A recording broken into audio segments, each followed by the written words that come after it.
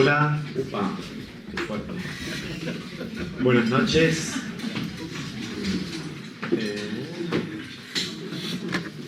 Muchas gracias a todos y a todas por venir. Vamos a iniciar una nueva actividad del CEAC, la primera actividad que forma parte del programa público de la exhibición Foodscapes.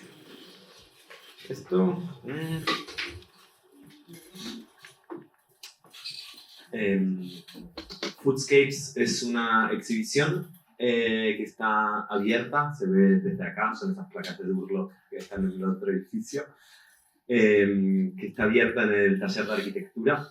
Esta exhibición es una itinerancia de la muestra del pabellón español en la pasada Bienal de Venecia, curado por Manuel Ocaña, por Eduardo Castillo Vinuesa, que está aquí con nosotros. La muestra trabaja sobre los paisajes y las arquitecturas que construyen nuestra relación con la comida, con su distribución, con su producción, con su consumo y otros ángulos más, de los cuales Eduardo va a estar conversando y explicando un poco más el lunes en su conferencia. Esta exhibición está acompañada de 3 presentaciones, la de hoy a cargo de Uriel Fogué,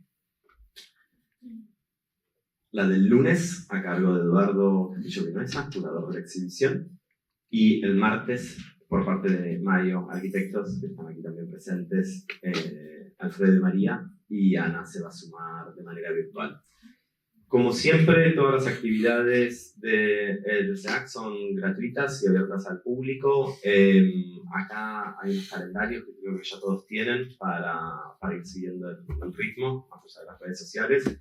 Sí me gustaría hacer especial hincapié en que la exhibición en el taller de arquitectura está abierta de lunes a viernes de 12 a 19 sin inscripción previa, así que si quieren venir en algún momento a verla con mayor detenimiento, invitar gente o lo que sea, es de libre acceso en esos horarios. Bueno, ahora me gustaría hacer la palabra a Eduardo para que cuente un poquito más de Uriel, de la muestra y de este ciclo que estamos armando. Gracias.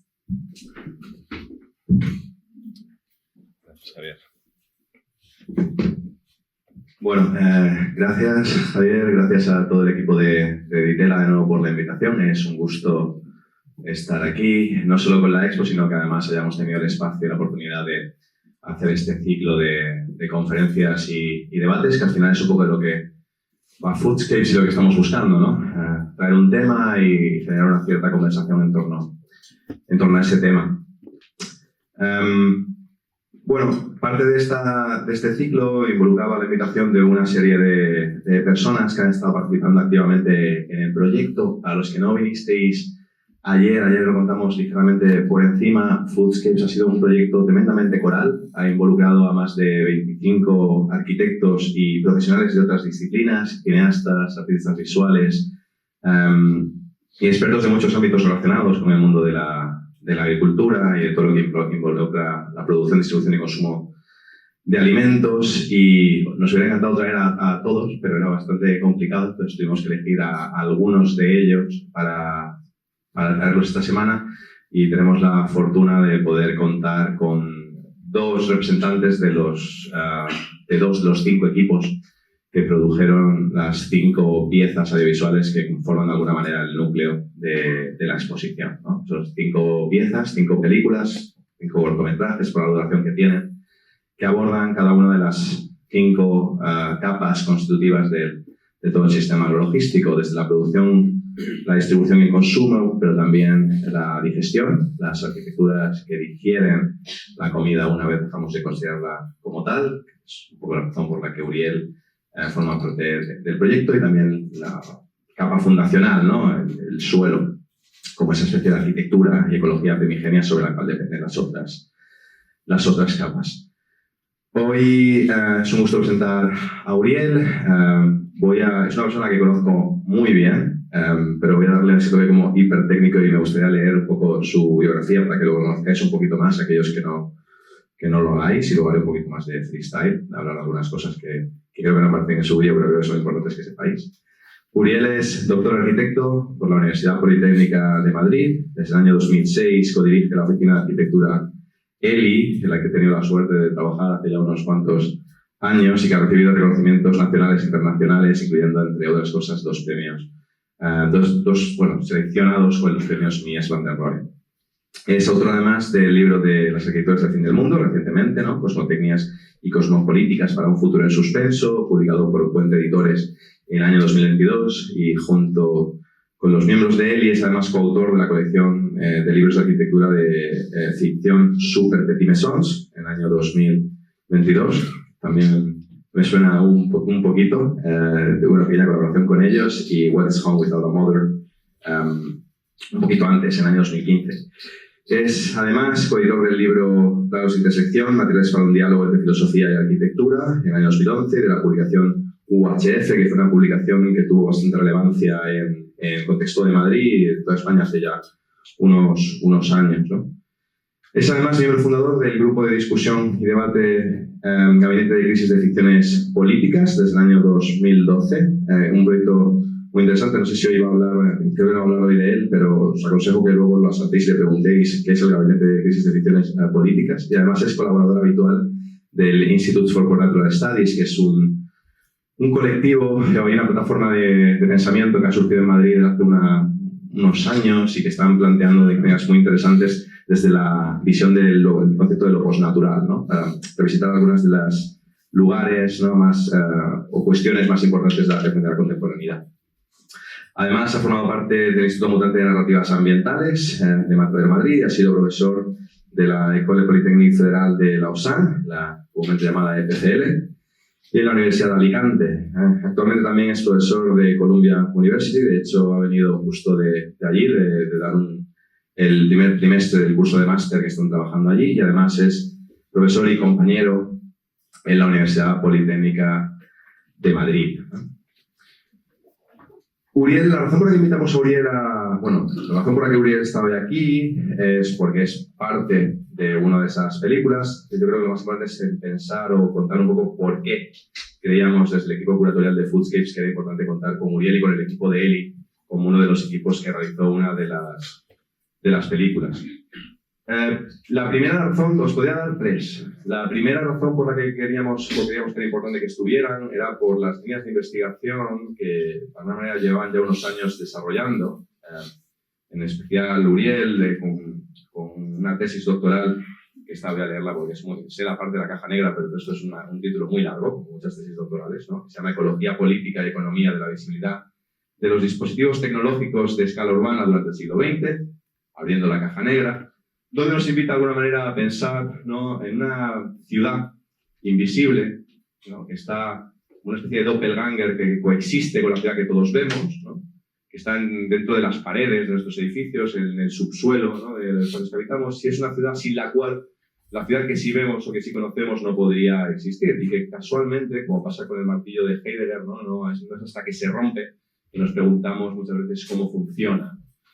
Un poco la tesis de Uriel lo que venía era a intentar visibilizar o explorar estas arquitecturas invisibles, ¿no?, porque además son los espacios donde hoy en día se establecen la mayoría de los contratos con una gran cantidad de múltiples ecologías con las que la ciudad está conectada.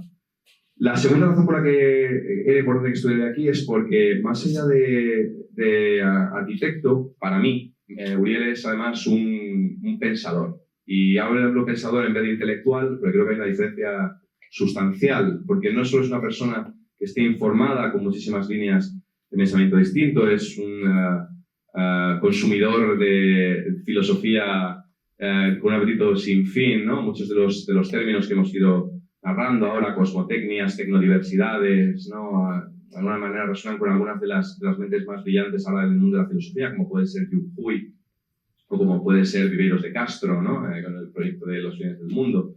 Y además es una persona que no solamente piensa, sino que aplica esos pensamientos en la arquitectura. O sea, todos sus proyectos, y creo que vamos a tener la oportunidad de ver algunos de ellos, son prototipos, ¿no?, son aplicaciones críticas de muchas de estas ideas o pensamientos en los que la cabeza de Uriel, la cabeza de Eva Gil y Carlos Palacios, que son los dos socios en Eli, están circundando, ¿no?, y de alguna manera sus obras, su práctica, digamos, más prácticas, son manifestaciones o cristalizaciones de muchas de estas líneas de pensamiento, ¿no?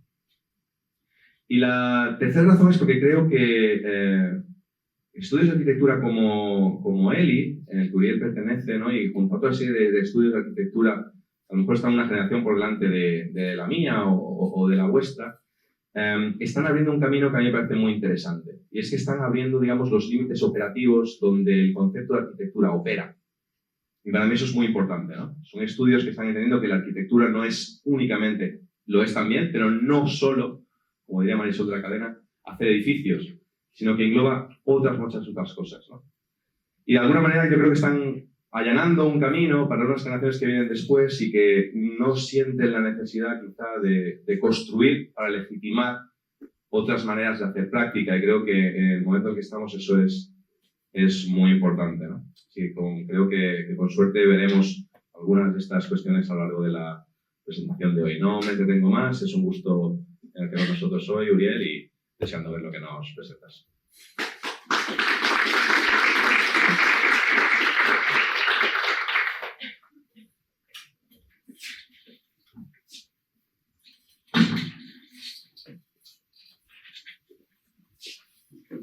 ¿Se escucha bien?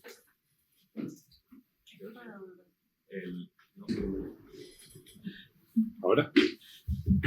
Ahora. Bueno, pues muchísimas gracias, Edu, por esta presentación tan generosa y tan cariñosa. Muchísimas gracias a la Universidad Torcuato Di Tella, Marcelo y todo el equipo.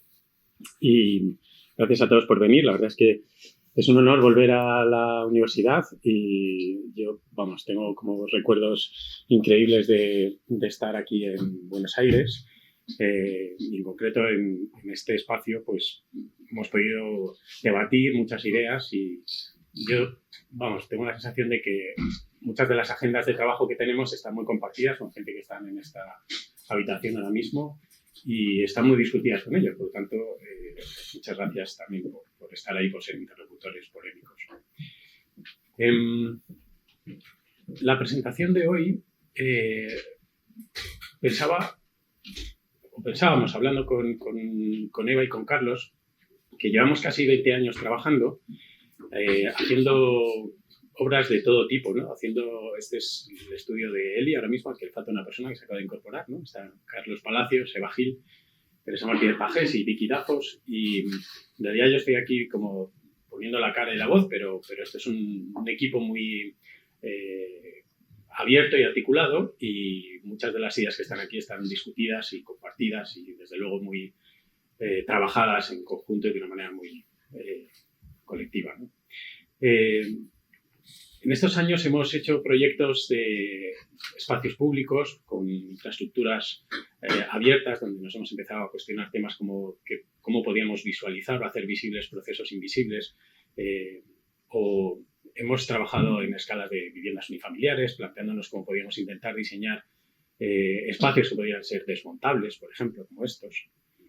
Hemos hecho muchos espacios domésticos, reformas, y donde hemos podido comprobar cómo los espacios domésticos de alguna manera forman una infraestructura en la que se construye la subjetividad de las personas y en las que son lugares donde se pueden ensayar, como si fueran teatros, nos gusta llamarlo teatros domésticos, ensayar tus guiones vitales y hacer distintos experimentos con uno mismo. O hemos hecho varios proyectos de arquitectura efímera, como estas carrozas para los Reyes Magos en una cabalgata en la que, sin quererlo, descubrimos como el poder que tiene el diseño para abrir debates y, bueno, intervenir en los imaginarios, y como los imaginarios colectivos son campos de batalla muy complejos. O en otros proyectos de arquitectura efímera donde hemos empezado a cuestionar problemáticas ecológicas, o en algunos edificios donde nos hemos cuestionado cómo la arquitectura puede jugar un papel fundamental en una dimensión afectiva, ¿no? Cómo podemos intentar que la relación con la materia arquitectónica tenga esta dimensión afectiva. Pero hablando en qué presentar hoy aquí, y enlazando un poco con las preguntas que nos lanzaban Eduardo y Manuel al comienzo de la investigación de Foodscapes, pensamos que a lo mejor era más interesante, en lugar de compartir certezas, compartir preguntas y compartir puntos donde sentimos que, dados los desafíos a los que nos enfrentamos ahora como disciplina, necesitamos movernos, desplazar nuestras prácticas hacia puntos en los que empezamos a operar de otras maneras, ¿no? Entonces, lo que os voy a contar aquí son 4 de estos desplazamientos, podrían ser estos 4 como podrían ser otros, pero que en los últimos años, y estos son todos proyectos de los últimos 4 años, diría, nos han obligado a tomar partido en determinadas problemáticas y a desplazarnos desde nuestras maneras de hacer, ampliando muchas veces aquello que cuenta como arquitectura para muchos de los problemas que abordamos, ¿no?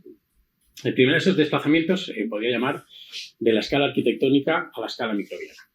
Y este es un proyecto, uno de varios proyectos que hemos realizado junto al artista Orkan Telhan, con quien llevamos colaborando desde el año 2018 en diferentes formatos, en diferentes proyectos, y que surge por invitación del Museo Nacional Centro de Arte Reina Sofía en un ciclo que se llama Apuntes para un tiempo aparte, en el que invitan a artistas, coreógrafos, arquitectos a intervenir ciertos espacios en general para reflexionar acerca del tiempo y en concreto acerca del tiempo productivo, ¿vale? Y cómo nuestras vidas muchas veces están condicionadas, atravesadas por lo que es participar de una constante productiva y de poder estar, digamos, a la altura de las expectativas económicas del sistema en el que vivimos. Nosotros nos parecía que una manera de participar en este ciclo que podía ser interesante o ampliar este debate podía ser, junto con Orkan, con quien hemos colaborado ya en varios proyectos, introducir la idea de tiempo microbiano y cómo los microorganismos de nuestro cuerpo, o mejor dicho, sin ellos, no podríamos en realidad nunca participar de estos procesos productivos, ¿no? Lo curioso es que con Orkan hemos aprendido a ver la realidad desde el punto de vista de los microorganismos, o aproximarnos a la realidad desde los microorganismos, donde en realidad cuando haces ese ejercicio todo cambia, es decir, todas las certezas que tenemos cambian. Por ejemplo, la idea de cuerpo, si pensamos cuáles son las arquitecturas que nos acompañan para poder estar a la altura de esos tiempos productivos, la propia idea de cuerpo cambia totalmente si nos acercamos a ella desde un punto de vista de los microorganismos. Porque en realidad, desde un punto de vista microbiano, aunque nosotros pensamos que este es nuestro cuerpo, nuestros cuerpos en realidad están extendidos, ¿no? Tenemos como una especie de aura, llaman algunos científicos, de microorganismos que nos sobrevuelven, ¿no? De hecho, ahora mismo vuestros cuerpos microbianos están negociando entre ellos, están interactuando y estáis teniendo una especie de relación microbiana de lo más mezclada, ¿no? Estos cuerpos o estas auras que nos acompañan nos ayudan a entender que en realidad nuestro cuerpo no es un cuerpo, sino que es un vecindario de cuerpos, es un cuerpo de cuerpos, y en realidad digamos que nuestras... aunque nosotros tenemos a pensar que somos una sola cosa, una sola identidad, en realidad somos una especie de colectivo de microorganismos que están asociados para cumplir una serie de fines vitales. Primero la supervivencia, pero también podría ser la productividad, ¿no? Bueno, pues para poder estar a la altura de esos procesos tenemos que convencer a nuestros microorganismos, que somos nosotros, para que colaboren y orienten nuestros esfuerzos en una dirección productiva, ¿no? Existe toda una serie de productos en el mercado que consumimos a diario para poder estar cumpliendo con nuestros deadlines, con nuestro estrés, con nuestras presiones, etcétera, etcétera. Por tanto, la primera intuición con la que partimos a trabajar en este proyecto junto a Orkan es que el cuerpo es nuestra arquitectura, es la primera arquitectura en la que vamos a intervenir para poder participar de esos tiempos productivos, y todos estos productos que están disponibles en el mercado serían nuestros primeros materiales arquitectónicos en los que trabajaríamos. Cuando vino Orkan a Madrid, empezamos a desarrollar el proyecto en Nueva York, luego en Madrid alquilamos un apartamento, una especie de piso franco, donde estuvimos haciendo, Orkan estuvo haciendo ahí su alquimia y probando todo tipo de recetas con productos que, como veis aquí, incrementan la capacidad lógica, tu capacidad de seguridad, tu inteligencia, tu capacidad de resistencia, etcétera, etcétera, etcétera. Bueno, preparamos un menú de unas gelatinas, que son estas de aquí, que estaban... que incorporaban muchas de estas pastillas, polvos, píldoras diversas, e invitamos a una serie de actores que podían venir a consumir estas gelatinas al museo, al espacio que nos habían asignado para comer, ¿no? Para ello lo que hicimos fue mapear en el entorno todos los negocios y sitios productivos que estuvieran a 15 minutos caminando del museo, de manera que pudieran venir en su lunch break, ¿no? Como la parada para comer, que si lo piensas en términos productivos, la parada para comer es el tiempo que te da tu jefe para que tu frágil cuerpo se recupere y pueda seguir produciendo como un buen robot y cumpliendo con tus objetivos, ¿no? Fuimos puerta a puerta llamando, convencimos a una serie de personas para que vinieran a comer a esta sala que nos habían asignado para intervenir en el museo. Y de hecho, técnicamente hablando, no era un lunch break porque en realidad les pagábamos y bastante bien, todo se ha dicho, porque vinieran a comer nuestras gelatinas y a dejarse entrevistar en una serie de preguntas que les íbamos haciendo del tipo: ¿piensas en el trabajo cuando llegas a casa? ¿Te acuerdas mucho de tu jefe? ¿O qué sustancias tomas para mantenerte activo en el momento de trabajo? ¿Qué haces en tu tiempo de pausa para la comida? Toda esta serie de cosas se quedaron registradas y grabadas y se mostrarían después en la muestra. Bueno, en un momento dado, en medio de este proceso, en el que preparamos esta especie de bandejas sobre unas superficies metálicas frías, que son estas, se les interrumpe y se enciende este aparato que tiene unas superficies frías. Son estas donde se preparan, no sé si habéis visto, pero hay una moda de preparar helados fríos, en todo un universo en YouTube de tutoriales para hacer estos helados. Pues son esos artefactos. Se encienden las superficies y se suspende la entrevista. En ese momento, ten en cuenta que están compartiendo comida y de la misma manera que vuestras auras microbianas están ahora interactuando, en ese momento han estado interactuando, no solo eso, sino que han compartido el mismo plato, algunos incluso el mismo cubierto, mismas salivas, y esos restos de comida se iban impregnando de esos cuerpos microbianos que cuando los parábamos o cuando parábamos la conversación, de alguna forma permanecían dialogando e interactuando entre ellos en estos restos de comida, ¿no?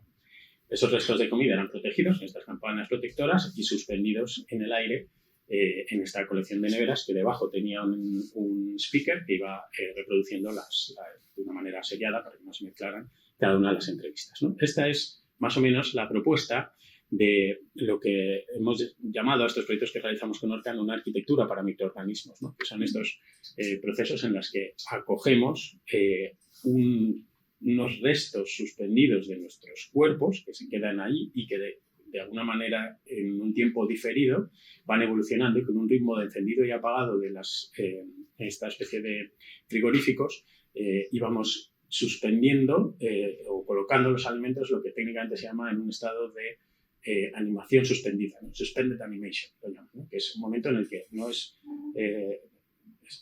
es como Han Solo, ¿no? Cuando le congelan y luego le vuelven a la vida. Pues ahí vamos controlando el tiempo de la evolución de ese diálogo diferido que se mantenía en las superficies interactuando de manera gradual, ¿no? Ese era el tiempo diferido de esos restos en suspenso, que será el título de la pieza, Still Remains, restos en suspenso todavía, porque permanecerían en esos ciclos que íbamos controlando por lo menos mientras el frío perdurase, mientras los procesos de enfriado y apagado fuesen funcionando, ¿no? Si veis, todo el display estaba construido por estos artefactos, todo el cableado quedaba visto. En realidad lo que estábamos haciendo era una especie de relación homotética con cualquier situación que sucede en un museo. En realidad un museo es una especie de nevera de neveras. Si lo pensáis, ¿no? Un museo es una arquitectura que está construida para estabilizar discursos, estabilizar piezas, que son seres vivos que se degradarían si no, gracias a las condiciones hidrotérmicas, estabilizar un mercado del arte, estabilizar todo tipo de situaciones, ¿no? Por lo tanto, si entendemos desde un punto de vista ecológico un museo, es una especie de ecosistema que está controlando, como un refrigerador, todos esos procesos, ¿no? Esto no hacía más que colocar unos refrigeradores dentro del refrigerador, que es un museo, manteniendo estos ritmos de proceso de cambio constante, ¿no? Aquí veis algunos de estos, los que llamamos paisajes agonísticos, que son unos foodscapes, haciendo homenaje a Edu, que poco a poco iban cambiando, transformándose en el tiempo paulatinamente, poquito a poco, de manera que cada día que entraras no solo escucharías una entrevista distinta, sino que además también verías un paisaje distinto. Bueno, esta es la pieza y pasada un poquito más de una semana nos llaman unos amigos que la pieza se ha cerrado. Quieren ir a la sala, quieren entrar a la sala, pero no pueden acceder. Iban con 50 estudiantes a los que no les dio ninguna explicación y la pieza se cerró. Nos convocan a una reunión con los curadores y toda la institución y a priori nosotros pensábamos que era algo con los microorganismos. Siempre que hacemos un proyecto con Orcan se levanta todo tipo de suspicacias, sobre todo después del COVID, ¿no? Pensar que este tipo de proyectos que empezamos a hacer antes del COVID, todo el mundo nos decía que era una tontería, pero esto qué es, esto no es arquitectura, esto no es importante, esto que tiene que ver con la ciudad, no sé qué, hasta que vino el COVID, claro, ¿no? Entonces en ese momento esos proyectos que estábamos desarrollando cobraron como una relevancia totalmente distinta, ¿no? Entonces yo pensaba que era esto, y de hecho el día antes de la inauguración vino un comité del sindicato de 15 revisores, que por lo que nos decía el equipo del museo es totalmente inhabitual, a inspeccionar la pieza y había todo tipo de preguntas por los microorganismos que nosotros le explicamos. La barra del bar de aquí de la esquina, el brillante, tiene mucho más patógenos que esto que lo tenemos súper controlado, ¿no? Pero bueno, había preguntas también con mucho sentido, muy lógicas, ¿no? Los cables, después de electrocutar, no electrocutar, en fin, todo este tipo de preguntas. Sí, pensamos que iba por ahí, pero no, resulta que la pieza se había parado porque los guardas de seguridad tenían frío. Esta es una sala que no está aislada. Cuando nos propusieron hacer estas, que se usa habitualmente, bueno, ya ahora no sé si se va a volver a usar, pero que se usa habitualmente, que está en el edificio Nubel, el edificio que hizo ya Nubel en la ampliación de Reina Sofía, justo encima del núcleo de comunicaciones, y es una sala que está abierta, en una de sus paredes está abierta y da a las terrazas esas que tienen la zona alta del edificio nuevo de Nubel, pero no está aislada, y de hecho nosotros las avisamos el primer día. Aquí en octubre, cuando se inaugure esto, va a hacer frío y en diciembre va a hacer bastante frío. No pasa nada, aquí ya estamos acostumbrados en el protocolo, patatí, patatá. Bueno, hay una discusión muy fuerte por la que se envía una inspección laboral que hace que se cierre esta sala. Y entonces empezamos a tener una serie de reuniones con ellos. La primera propuesta del museo era que pasásemos esta pieza a una sala controlada climáticamente interior, la típica sala blanca del museo, que está controlado, cosa que no era posible porque ¿qué íbamos a hacer? Repetir todas las comidas que habían tenido lugar aquí, volver a grabar las entrevistas. Por otro lado, el diseño de los ciclos de frío y de encendido y apagado estaba diseñado específicamente para este espacio, habría que volver a rediseñarlos para el otro sitio. Y luego llevarla a una sala blanca de museo, de alguna manera a blanquear, nunca mejor dicho, el conflicto, ¿no? Cosa que nosotros no entendíamos bien qué estaba pasando. Nunca tuvimos acceso directo a todos los responsables de este conflicto, y entonces lo que propusimos es usar la sala blanca en lugar de para desplazar la cosa sin más como y apagar el problema, para resolver el problema o para abrir el problema al público y comprender cuál es la problemática que está pasando en el museo, ¿no? Entonces propusimos imprimir una foto, hacer unas entrevistas a los sindicatos y cosa que no aceptó el museo. Entonces, todo el desafío de esto pasó por intentar comprender cómo estábamos trabajando en una pieza con microorganismos donde se estaba dando la paradoja de que solo estaba siendo visitada por microorganismos, ¿no? Porque lo que estaba fallando era el protocolo de interacción entre los humanos y los microorganismos. Pues bueno, si lo vemos desde este punto de vista microbiano, vamos a intentar cambiar ese protocolo de interacción con la pieza que no ha funcionado. Si no podemos llevarla a la otra sala y no pueden estar aquí los guardas de seguridad, ¿por qué no hacemos visitas guiadas? Las hacemos nosotros, yo me llevo mi abrigo. Claro, nuestra primera respuesta fue ¿por qué no compramos unos abrigos? ¿No? Pero esto es una institución pública, no es tan fácil, hay que hacer un concurso, unos pliegos, tiene que haber un plazo. Hacemos nosotros la visita. Pero eso tampoco satisfizo a la parte de los guardas de seguridad, porque tiene que estar el intrusismo, porque si a alguien le da un infarto al corazón, tienen que ir ahí a hacerle una reanimación cardíaca y no sé qué, no sé cuál. Había como una serie de... En realidad, yo entiendo que había otro conflicto que supera este trabajo y que estábamos siendo un poco una moneda de negociación, porque además estaba habiendo un cambio de dirección en ese momento y en ese río revuelto empezó a haber todo este conflicto.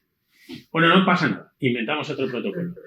De hecho, este proyecto, cuando empezamos a trabajar en Nueva York, surgió la idea de que estos tiempos productivos solamente son posibles gracias a estructuras de vigilancia. Y, de hecho, toda la parte microbiana en nuestro cuerpo es de las pocas cosas, por ejemplo, que no puede traquear un satélite. si a menos que te hagan un análisis de ADN, en realidad todos nuestros movimientos, a través de nuestros smartphones, estamos súper controlados. Pero el sudor de las axilas, de nuestros genitales o de la saliva, tiene, digamos, ahí reside como nuestra identidad multiespecie, que no puede ser traqueada salvo que utilices tecnologías que ya son muy sofisticadas, ¿no? Ahí empezó toda esta investigación. Lo que pasa es que esto no entró al final en la memoria del proyecto. Pero dijimos, recuperemos la idea de la vigilancia. Y lo vigilamos con las cámaras de seguridad. Incluso podemos colocar un trípode a la altura de una persona y podemos ir haciendo seguimiento desde la página web. No sé qué. Bueno, al principio el museo lo recibió bien, pero tampoco nos dieron permiso. Así que, asumiendo un poco que la cosa no iba para adelante, lo que sucedía encima es que en paralelo el diseño que habíamos hecho estaba funcionando muy bien y estas piezas seguían evolucionando. Es decir, que se está dando la paradoja de que, aunque no estaba siendo visitado, el tiempo microbiano seguía operando y transformando estos espacios, ¿no? Este espacio seguía funcionando, pero vacío. Entonces, al final llegamos a un acuerdo con el museo para que, por lo menos, los microorganismos pudieran visitar la pieza. Entonces hicimos una pieza de microorganismos para microorganismos, con un acuerdo de poder ir a hacer un seguimiento cada 15 días para ver nosotros hacer un registro de la evolución de desarrollo de la pieza. Lo que pasa es que, pasados un par de visitas, nos encontramos que la pieza había sido saboteada. No sabemos por quién. Podría haber sido cualquiera, porque lo cierto es que yo tengo bastantes amigos que se colaron a verla.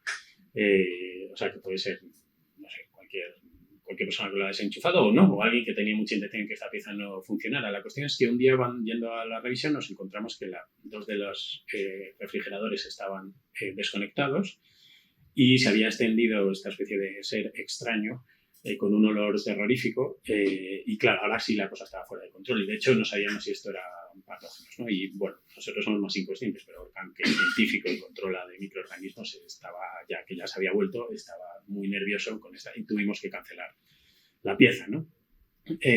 La desmontamos con un protocolo de desmontaje de mucha seguridad, pero digamos que aprendimos que trasladar nuestra práctica desde la escala territorial a la escala microbiana e interactuar con elementos vivos dentro de un ecosistema como un museo desafía muchísimos procesos, ¿no?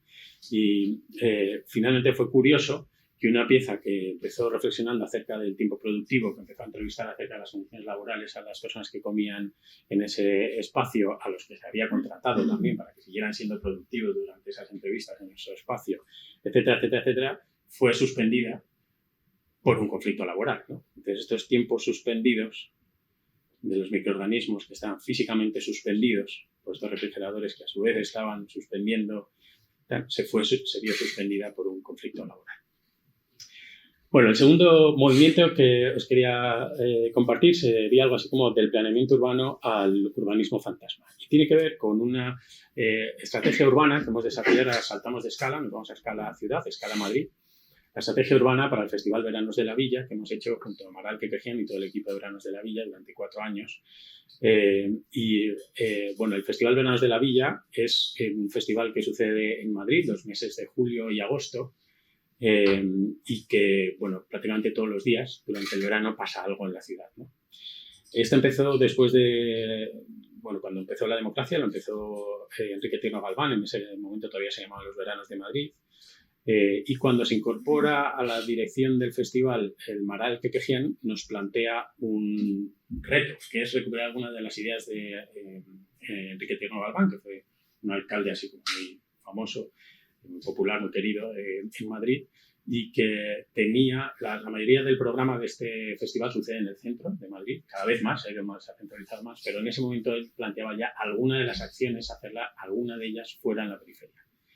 Entonces nos planteó por qué no la ayudábamos a pensar cómo desplazar el festival a algunos sitios de la periferia. Pero lo que después de una conversación larga llegamos a una conclusión y es por qué no obviamos el centro. Es decir, ¿qué pasa si no hay centro? ¿Qué pasa si hacemos un festival distribuido, un festival nómada, que no tenga una localización concreta? Actualmente sucede casi todo en el Centro Cultural Conde Duque, en Jardines de Sabatini, todas situaciones que están muy centralizadas y además simbólicamente son muy poderosas. ¿Qué pasa si en realidad hacemos un festival que aparece y desaparece y que nos fuerza o invita a los ciudadanos a desplazarnos por la ciudad, ¿no?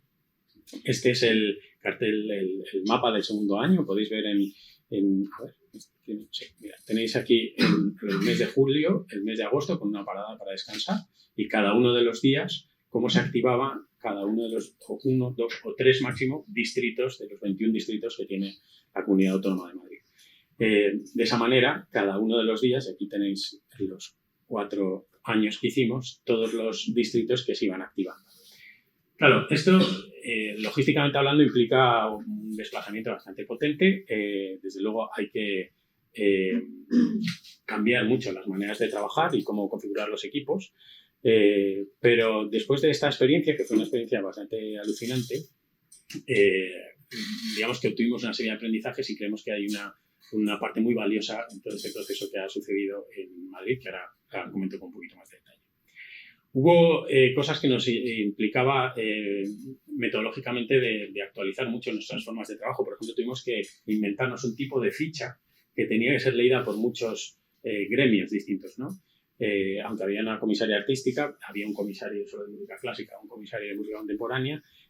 Lo cierto es que al final un comisario que no se le llama comisario es el de seguridad, como ya hemos visto en nuestro proyecto, pero finalmente son personas que están sentadas en las mesas que toman muchas decisiones. Entonces hubo que hacer toda una serie de, a base de prueba y error, de documentos que permitieran desde un técnico montar un escenario de una manera muy sencilla, al de seguridad controlar las dimensiones o a la responsable de accesibilidad verificar que cualquier persona en silla de ruedas o con cualquier tipo de movilidad pudiera acceder a cada uno de estos espacios, ¿no? A lo largo de los 4 años desarrollamos una metodología que no voy a contar ahora en detalle, pero que sí que tenía como unas fases, fuimos depurando mucho y que funcionaba bastante bien. Y además que nosotros podíamos disfrutar bien porque, claro, a nosotros nos tocaba, para mí, la parte más divertida. O sea, nosotros estábamos en todo el proceso del proyecto, pero luego cuando empezaba el festival seguía todo el trabajo del resto de los actores, pero nosotros íbamos a evaluar, nosotros íbamos a participar, ¿no? Entonces nos distribuíamos todos los... Bueno. Uno de los primeros planteamientos que le sugerimos a la directora artística es poner en valor el patrimonio arquitectónico y ecológico de la ciudad, ya sea el patrimonio clásico, como estos cementerios, ¿vale? O ya sea el patrimonio arquitectónico contemporáneo, con piezas que, como esta de 09 Amit, que dentro de la cultura arquitectónica son relativamente conocidas, pero que para mucha gente pues, son totalmente desconocidas y pasan, ¿no? Y era una buena manera como de socializar estas piezas. A la vez que también arquitecturas ordinarias, o sea, hay muchas situaciones, ¿no? Como por ejemplo Tarducci, donde Anto Rodríguez, que es un performer junto a Óscar Bueno, hicieron una pieza que se llamaba, a ver, es que me he dejado las gafas, Vivir en un videoclip, tú, yo, nosotris y un karaoke, que era, la propuesta era hacer un karaoke con un videoclip en directo, es decir, tú elegías una canción y ellos, con una serie de tecnologías low-tech, te producían en directo el videoclip, ¿no? Es decir, elegías la canción de Titanic y estabas cantando y salía como el humo por detrás, que hacían olas, ¿no? Un barco por el fondo, ¿no? Te iban haciendo un videoclip en directo. Era una pieza fascinante. Pero elegimos esta zona del auditorio de Tarducci, que es un espacio entre una serie de viviendas, unos bloques de vivienda moderno, anónimos, bastante genéricos, bastante banales, si queréis, pero que tiene todas estas zonas que son espacios infrautilizados. Madrid está llena de infraestructuras absolutamente infrautilizadas, infraestructuras públicas, que activaban esta situación del karaoke en directo, pero también desde todos los edificios, ¿no? Una manera como de activar el espacio de la calle, ¿no? Voy a compartir con vosotros una serie de aprendizajes que después de mucho tiempo creo que aprendimos con este proyecto, que en un principio para nosotros era un proyecto un poco descolocante y que después ha sido como algo que nos ha ayudado a pensar muchos otros proyectos. Estoy viendo aquí el menú no sé si...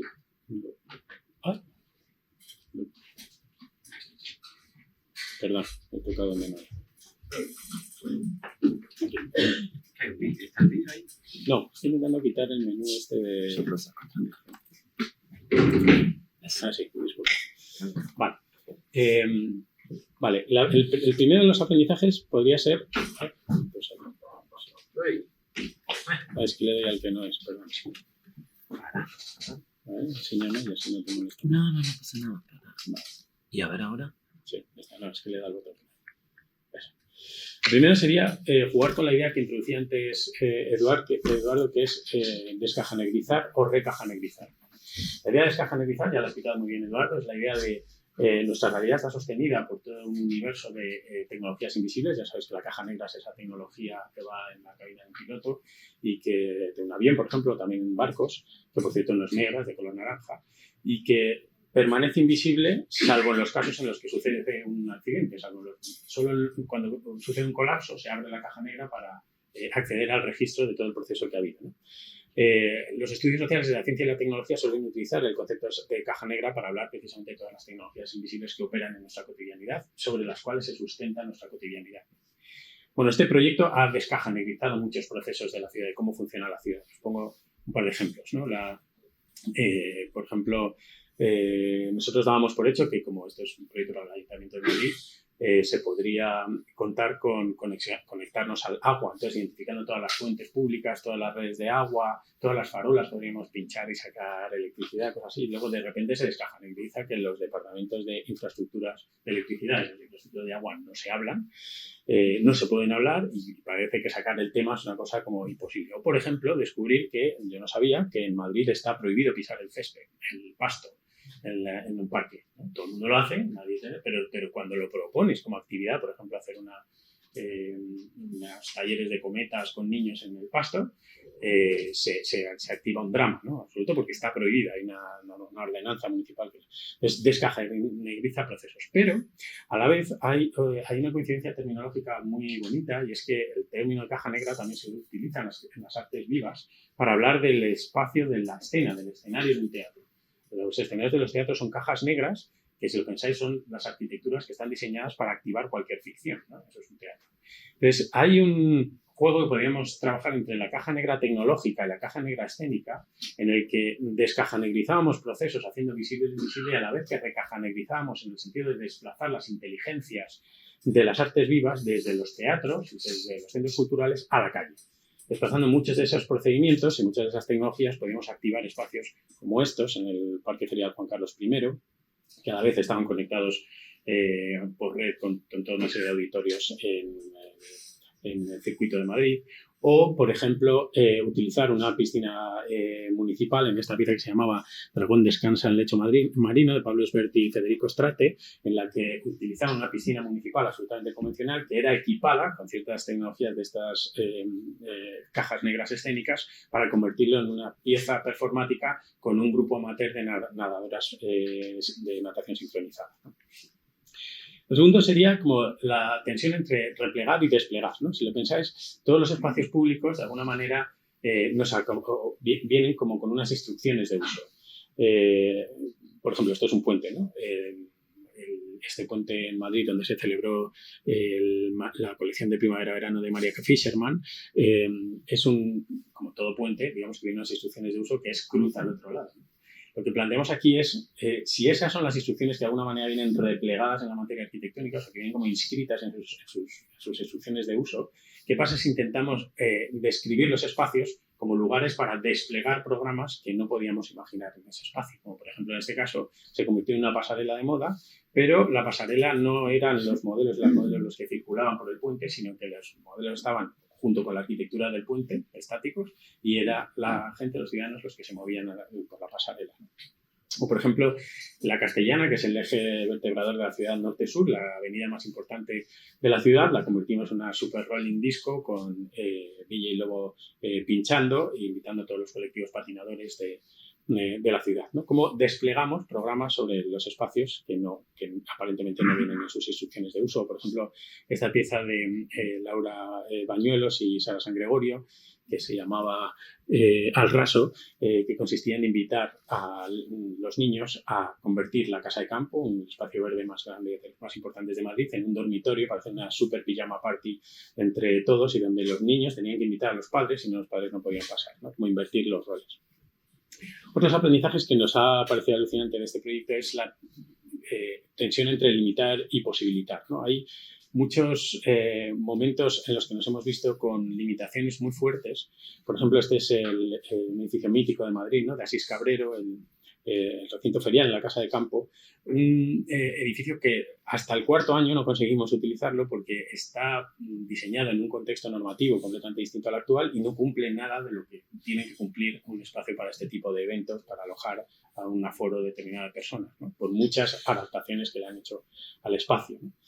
Hasta que, en una discusión del equipo artístico, surgió una idea, que es, bueno, no podemos hacer un concierto, pero sí podemos hacer un desfile, podemos hacer un partido de tenis, pero no podemos hacer... Era todo como así, ¿no? Y al final, mezclando dos disciplinas, como era Zap Bug, ahora Raquel Bug, y Janet Novas, se les planteó esta pieza, Imaginé 5 cuerpos y ninguno era el mío, donde esta especie de entre desfile y performance, con un concierto en directo, permitía habitar este espacio y visitarlo, ¿no? Es decir, cómo hacer de las condiciones limitantes algo que se convierta en algo posibilitante, ¿no?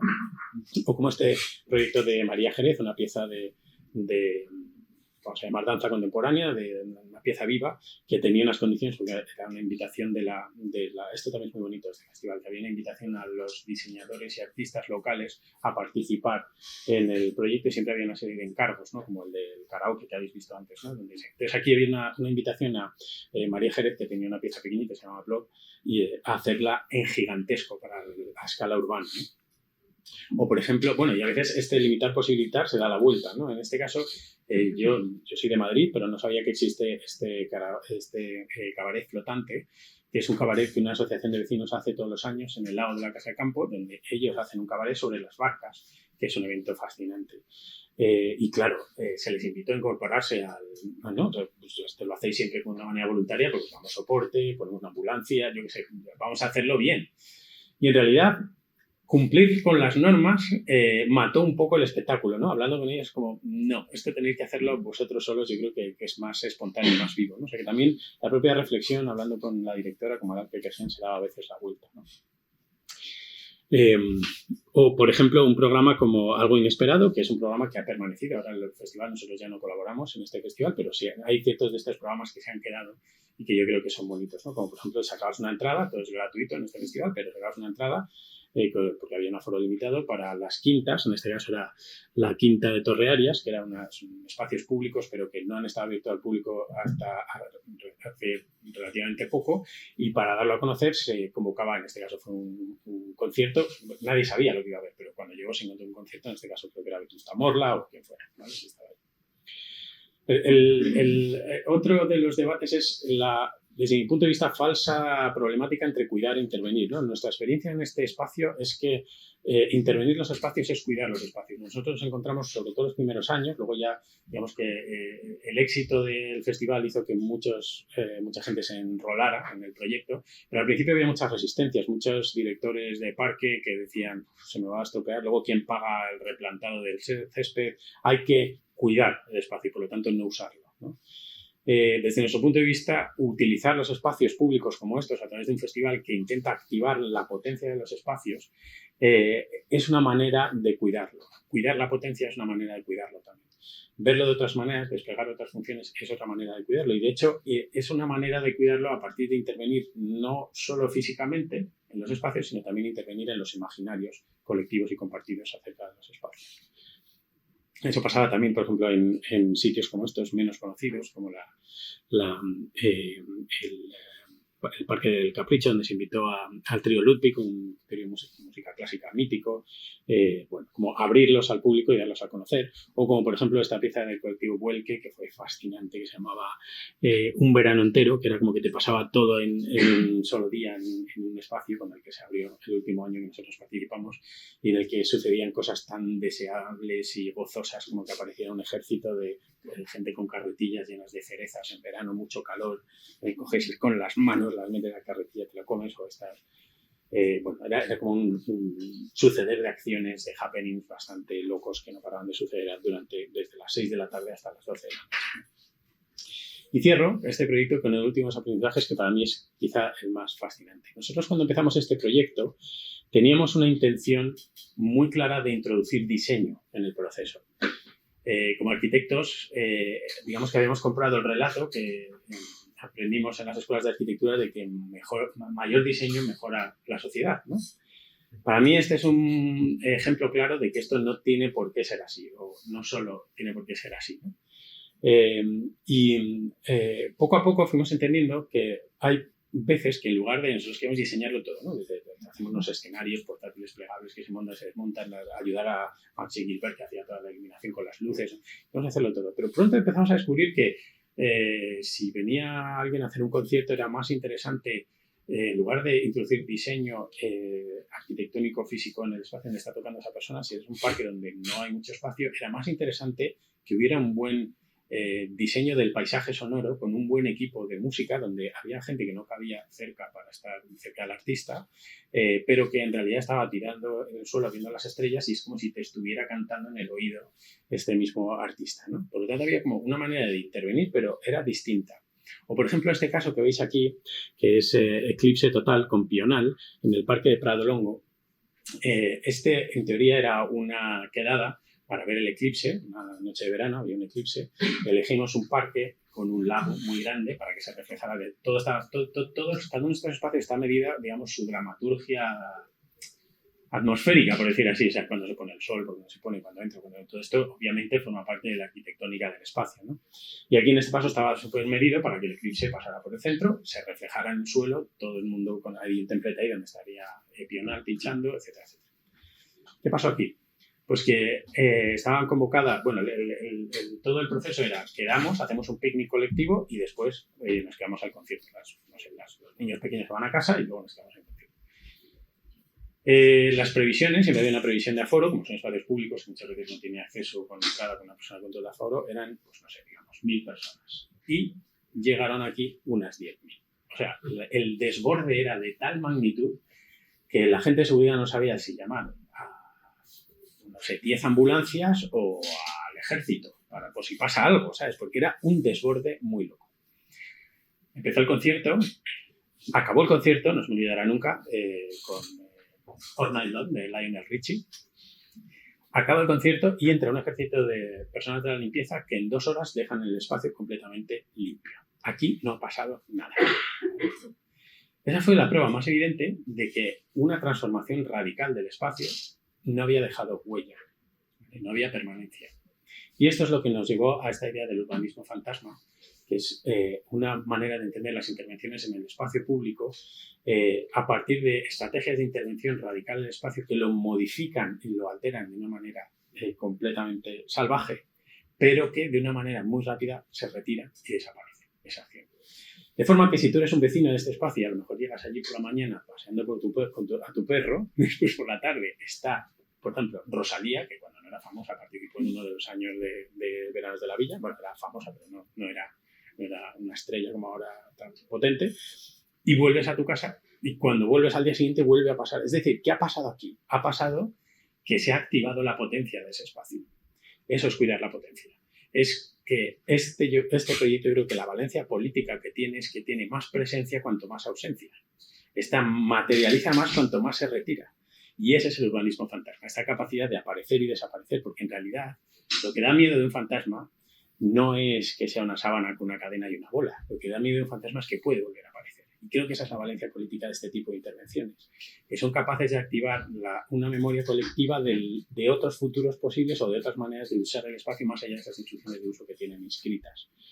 Quizás la persona que ha paseado a su perro, después de ver ese cierre de concierto con Lionel Richie por la noche, puede plantearse al día siguiente hacer otro tipo de uso del espacio, una fiesta, quedar con sus amigos o celebrar su cumpleaños o lo que sea, de unas maneras que sean distintas a como están siendo planteadas, ¿no? Este es el último...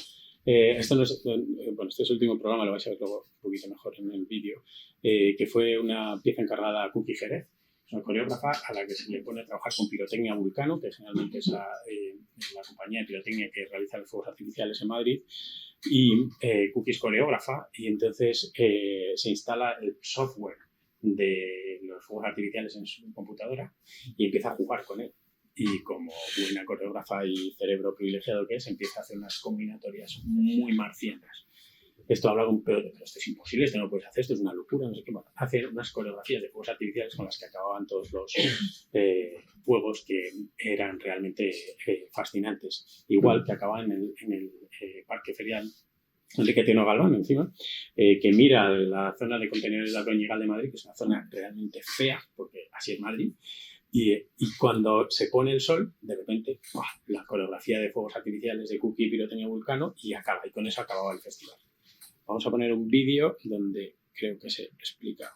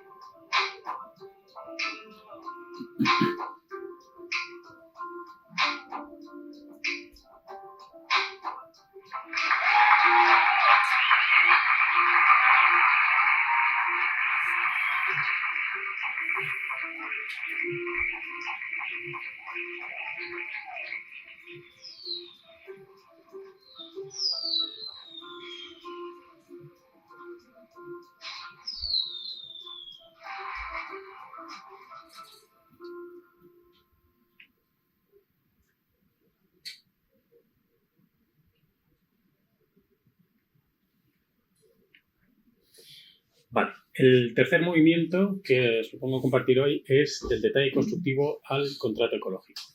Este es un proyecto que hemos desarrollado, aquí veis una infografía desarrollada por el equipo de Relaja el Coco de todo el proceso que ha sido este proyecto que empezamos hace 5 años para la Fundación Daniel y Nina Carasso cuando ganamos un concurso y bueno, ahora no voy a explicar todo el proceso porque es larguísimo, pero tiene todos estos recorridos e interacciones con todos estos actores hasta que hemos llegado de aquí a aquí, que sería lo que os voy a contar, justo lo que hay después. Es un concurso que ganamos para desarrollar un estudio de viabilidad. La Fundación Daniel y Nina Carasso es una fundación filantrópica con sede en Francia y en España, en su centro de gravedad es Francia, pero se está instalando cada vez más en Madrid y en otras ciudades, pero su centro de operaciones será Madrid. Y está buscando la posibilidad de establecer un modelo de negocio que sea compatible y alineado con sus líneas de trabajo, que principalmente son el arte ciudadano, entendiendo por arte ciudadano, arte que defiende valores de ciudadanía, y alimentación sostenible, ¿no? Entonces, todo este proceso es un proceso largo, que lo paso un poco por encima, que incluye el estudio de la ciudad para buscar la localización más adecuada, un estudio tipológico de formas de tipologías de arquitectura que respondieran a este tipo de programas. Tiene toda una serie de análisis de temas ecológicos, tiene un prototipado de modelos de espacialización a través de prototipos arquitectónicos en oportunidades inmobiliarias que eran candidatas a ser adquiridas para el desarrollo de este proyecto, etcétera, etcétera. Finalmente, se adquirió un edificio, que es este, que estamos construyendo, que estamos ahora rehabilitando en este momento, y que forma parte de un fenómeno que así un poco informalmente llamamos edificios zombies y que digamos que son todos esos edificios industriales que están abandonados. En Madrid quedan muy pocos porque, digamos, por todos los procesos especuladores que hay puestos en marcha enseguida se demuelen. De hecho, este se iba a demoler para hacer un edificio de viviendas, pero nos infiltramos en la operación. Y tipológicamente es muy curioso porque tiene un bloque de 6 plantas delante y 2 naves industriales, una superpuesta encima de la otra. Esta, por ejemplo, es la nave inferior. La nave superior es un poquito más pequeña y deja entrar luz a la parte inferior. Esta parte superior de las naves, ¿vale? Bueno, voy a pasar un poco rápido porque no es esto lo que quiero hablar en concreto. Este es el proyecto que vamos a realizar. una rehabilitación integral del edificio para implementar todos los programas que se necesitan para la Fundación y una serie de aliados con los que va a habitar este espacio, y también para adecuarlo al contexto normativo actual, que es mucho más exigente este edificio, que es de los años 50, está bastante machacado. El paraguas de todo este proceso tenía que tener una ambición ecológica fuerte y, por tanto, hay una serie de estrategias que tienen que ver, desde luego, desde su dimensión territorial, cómo se va a instalar en la Comunidad de Madrid en relación la Ciudad de Madrid en relación al resto del territorio. Tiene que ver también con las estrategias para favorecer la biodiversidad y, por lo tanto, hay toda una serie de propuestas que van desde tipos de acciones botánicas sobre el edificio o cubiertas verdes que están estudiando e interactuando con todo el patrimonio ecológico que lo circunda. Hay una estrategia de reutilización de los materiales siempre que sea posible. De hecho, en la última visita que estuvimos viendo cómo se están usando ya vigas para recolocarlas de un sitio a otro para intentar minimizar cualquier tipo de gasto energético, y la utilización de biomateriales en la medida de lo posible. Luego hablaré un poquito más de esto. Una serie de estrategias que implican la gestión eficiente de la energía a través de estrategias pasivas y activas, o para minimizar los procesos de energía operacional. También hay un tema social de cómo el propio edificio está configurado para que se conecte con el barrio. En los estudios tipológicos que hicimos había un estudio muy concienzudo de cuánto espacio programáticamente hablando, cuánto espacio se queda sin activar en términos funcionales y por tanto podría ser activado desde dentro del propio edificio, y cómo eso serviría para, a través de esta especie de anillo que resuelve y conecta todo con este núcleo de comunicaciones, se conectaba con la ciudad y con todo lo que está pasando en el entorno. Y a la vez una serie de estrategias de visualización de los procesos de energía, ¿no? Que son temas que en otros proyectos ya desde casi el principio del estudio hemos estado trabajando, como se pueden utilizar los procesos de visualización de energía para precisamente hacer visible lo invisible, para descajonalizar procesos como por ejemplo la gestión de la energía. Son en general temas que permanecen completamente invisibles e inaccesibles para la ciudadanía, pero a través de procesos de traducción, en este caso con códigos cromáticos, en estos proyectos se podía entender muy bien cómo funcionaba un edificio o incluso activar el enrolamiento ciudadano para mantenerlo. Y eso lo hemos trabajado tanto en la escala del espacio público como del espacio doméstico, en estas primeras reformas que hacíamos donde cambiaba la iluminación de los espacios en función del consumo energético, etcétera, etcétera, ¿no? Bien, pero hay una estrategia que se superpone a todas estas estrategias energéticas fundamental, que es la estrategia de descarbonización. Junto al equipo de ingeniería con el que estamos trabajando hemos desarrollado una estrategia que intenta responder a este tipo de informes. Bien sea desde el plano público, bien sea desde asociaciones privadas. Por ejemplo, los últimos dos informes del United Nations Environment Programme, este es el penúltimo, se llama The Closing Window, que es un título ciertamente apocalíptico, y el de este año se llama Broken Records, porque recoge que todos los récords de calentamiento global están siendo disparados, ¿no? Pero en ambos informes se señala la arquitectura y se señala ahí en los procesos constructivos junto a otros grandes procesos como el aporte del suministro eléctrico, la industria o el transporte, también los procesos agroalimentarios, pero se señala específicamente a la arquitectura y los procesos constructivos como uno de los grandes responsables de las emisiones de CO2 que son responsables del calentamiento global.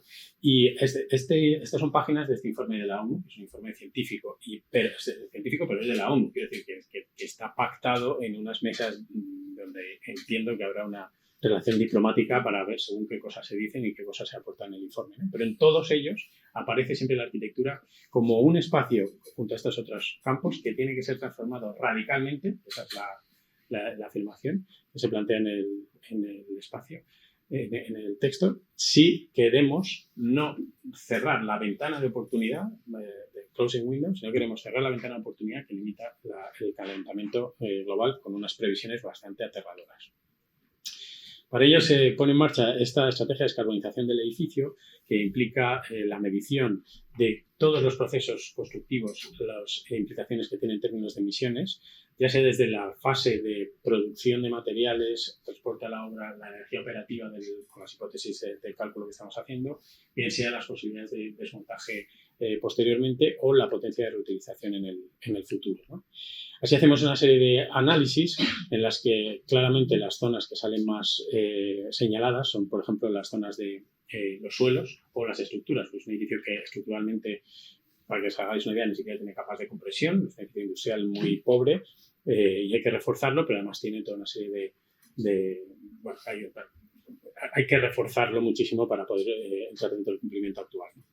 Pero a ello se suma todo este uso de biomateriales que, si descontamos el carbono biogénico o el carbono capturado que implica el uso de todas estas maderas, corchos y todos estos otros materiales, estamos en una producción 12 veces por debajo de las emisiones que se generan o de las emisiones, o mejor dicho, del carbono embebido que tendrá el cuerpo arquitectónico que estamos haciendo. Y esta es la reflexión, o digamos la duda que quería compartir con vosotros.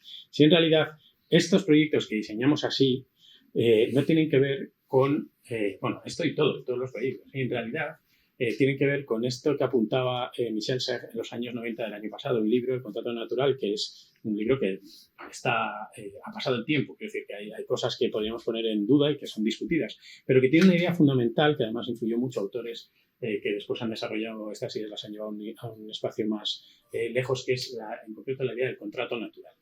Contrato natural, que es un nombre también cuestionable. Pero bueno, la idea del contrato natural en esta edición francesa, veis que está en la portada de este cuadro de Goya, que está en el Prado, que se llama Duelo a garrotazos, en el que vemos a dos personas que están teniendo un contrato social, se están pegando, ¿no? Digamos, ¿qué clase de contrato social sí se están pegando? Bueno, ¿qué contrato social no es violento, ¿no? Te diría más bien yo, ¿no? Pero lo que dice Michel Serres, y esto no es un spoiler porque es la primera página del libro, es que a más se pelean estos dos contrincantes, más se hunden en las arenas movedizas, porque hay alguien que no está siendo tenido en cuenta en el contrato natural, que es el entorno. Ese espacio, ese tercer agente que está en la escena, no está siendo tenido en cuenta en los contratos sociales. Entonces, lo que plantea Michel Serres es si quizá tendríamos que ampliar nuestra idea de contrato social, que es, según para quién, podría ser visto como una de las grandes conquistas de la modernidad, con esta otra dimensión ecológica, incluyendo o amplificando hacia esta dimensión de contrato natural, ¿no? Por lo tanto, si esta es la sección de nuestro edificio y estos son los detalles constructivos de nuestros edificios, ¿qué tal si pensamos que cada uno de estos encuentros, de cada una de estas prescripciones en las líneas de las mediciones, cada una de las líneas de los pliegos de condiciones, son espacios, campos de batalla en los que se está disputando una determinada problemática ecológica? Es decir, que en cada uno de estos detalles se está inscribiendo los derechos de reconocimiento de ciertos seres, y de hecho no ni siquiera los que estamos vivos ahora, a lo mejor es los de las futuras generaciones y también las generaciones pasadas, ¿no? Esta idea de entender que en realidad cuando estamos diseñando esto, estamos diseñando detalles, contratos ecológicos, o si me lo llevo a una conversación reciente con Marisol de la Cadena, la que invita para participar ahora en Colombia, en uno de los seminarios, estábamos hablando qué significaría abordar este problema, y la conversación, que está abierta, la trataba aquí como abriendo nuestra caja negra de una conversación en marcha, y que no sé si ella admitiría, que decir que la voy a bastardear su vocabulario. ¿Qué pasa si estos los llamamos contratos? O quizá contrato tampoco sea la palabra, si cambiamos una perspectiva ecológica, sino más bien, y aquí utilizo una expresión suya que ha sido tomada de Pratt, de otra antropóloga, que es la idea de contact zone, ¿no? Zona de contacto. De hecho, en concreto, zonas de contacto cosmopolítico. ¿Qué pasa si los detalles constructivos son portales, son campos de batalla, son arenas cosmopolíticas en las que se están interactuando distintas relaciones de poder, relaciones, jerarquías, ontologías, etcétera, etcétera, ¿no? Bueno, esta es la obra, estas son fotos de hace unos días, esta es una foto que me ha llegado hoy, que comparte con nosotros de cómo estamos haciendo, pero donde se están intentando pensar cómo en esos contratos se están debatiendo, y además ahora en la obra están entrando muchos más actores, es decir, que como todo contrato tiene que ser interpretado, ejecutado y puesto en marcha los detalles constructivos. Y cierro con este último proyecto, que es el proyecto que a través de la invitación de Eduardo nos ha hecho desplazarnos, digamos, de la idea de metabolismo urbano convencional que teníamos a la idea de carnaval caníbal, que es el proyecto de Fullscapes, que no voy a explicar ahora.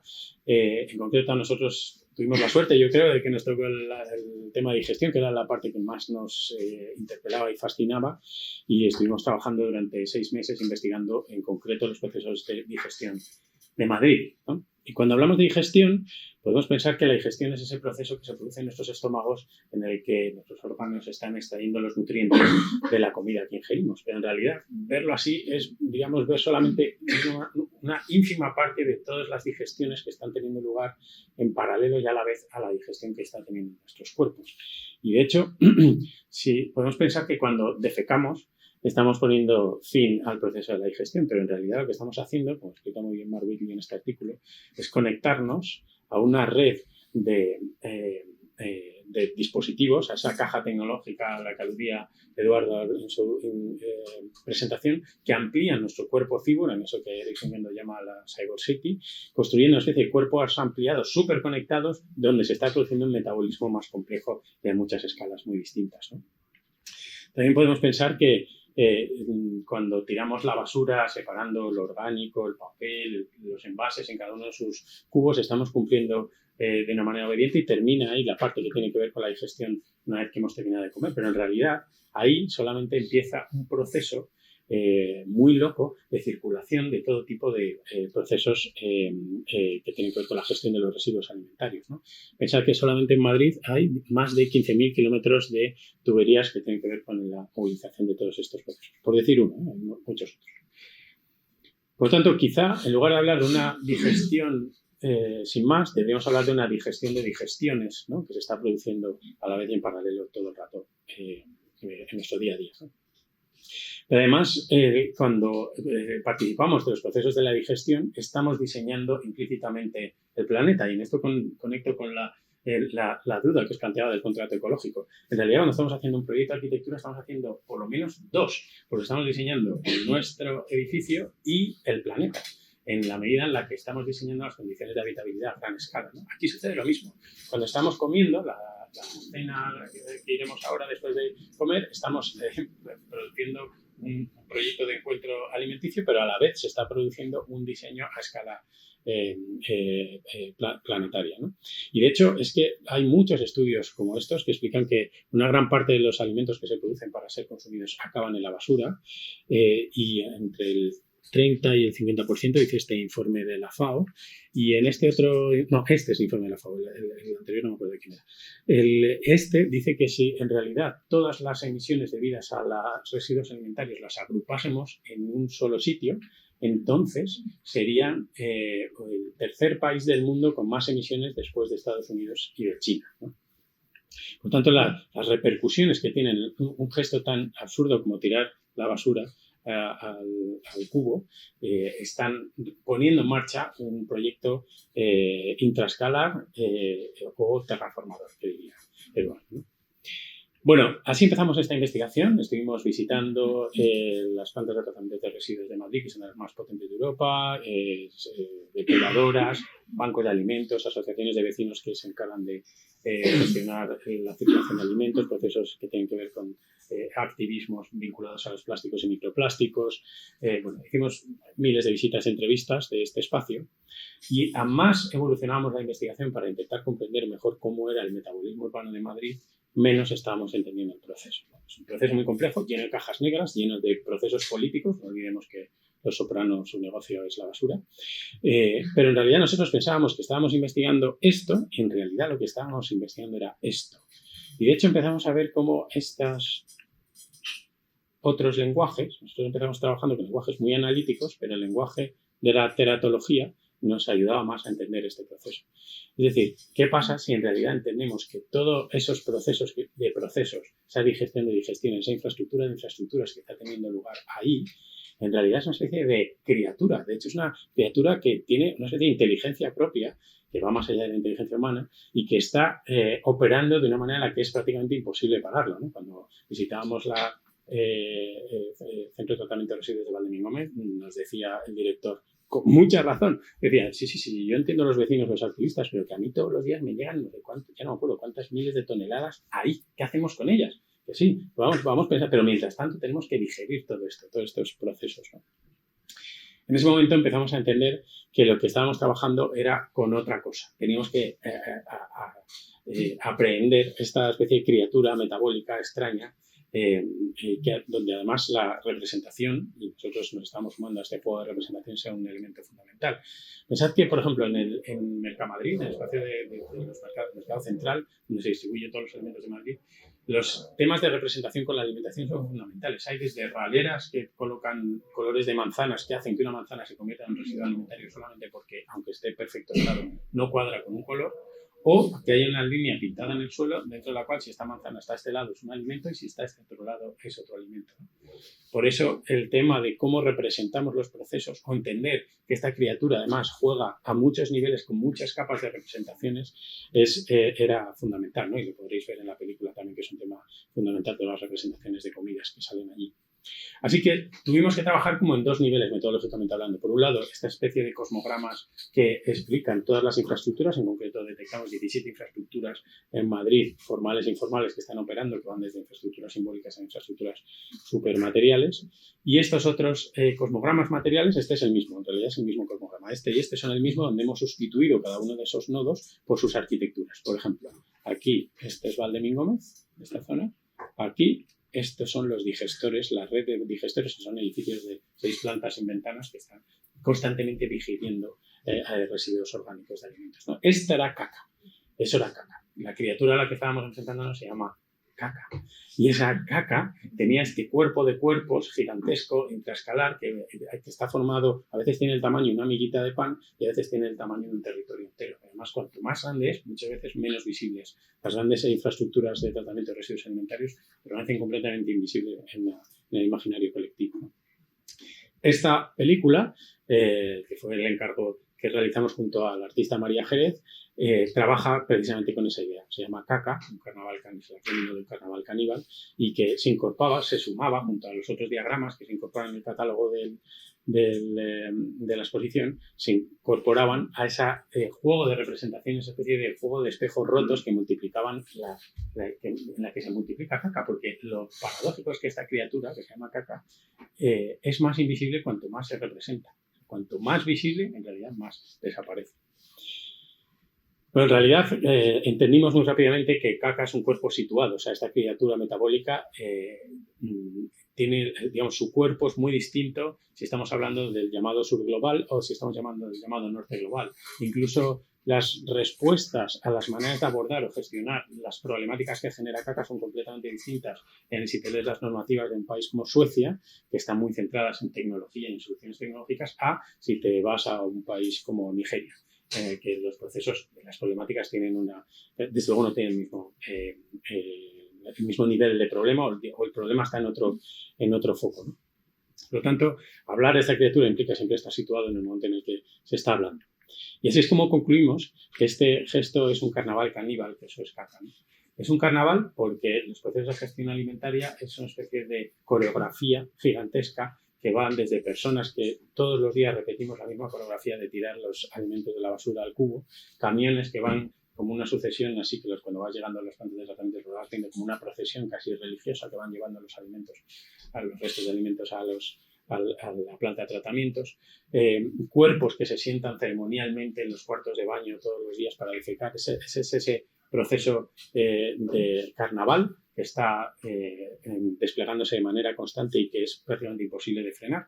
Y además es caníbal, porque si suspendemos el excepcionalismo humano, o dicho de otra manera, si abordamos el problema de los residuos alimentarios desde una aproximación ecológica, es decir, suspendiendo la idea de que los humanos están en el centro ontológico de la cadena en este proceso, en realidad la propia idea de residuo no tiene sentido. Porque cuando tú tiras un resto de sardinas a la papelera, eso es un manjar, desde los microorganismos al gato de la esquina o las gaviotas que viven ahora en el vertedero de Valdemín Gómez en Madrid. En Madrid no hay playa, pero hay gaviotas, porque consiguen mucho más alimento en el vertedero que en la costa. Eso es caca, ese es el carnaval caníbal de caca, ¿no? Y lo que fuimos viendo es que este proceso, que empezó de una manera muy analítica, estudiando de manera cuidadosa cada una de estas 17 infraestructuras que operan de Madrid, esta especie de cuerpo de cuerpos que tienen muchas texturas y muchas formas y escalas distintas, en realidad es una infraestructura metabólica de la que nosotros participamos, porque, claro, una cosa que comprendimos y vimos muy claro una vez que estrenamos la película es que nosotros también somos caca. Caca nos atraviesa y nosotros somos su infraestructura, porque nuestros estómagos forman parte de esta red de infraestructuras. Así que tenemos claro que somos caca. Muchas gracias.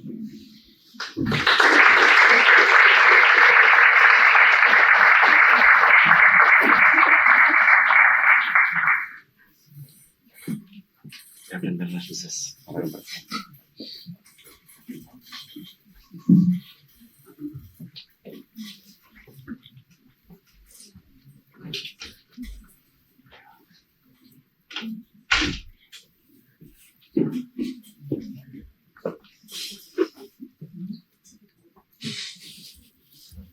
Bueno, Uriel, muchas gracias por tu conferencia.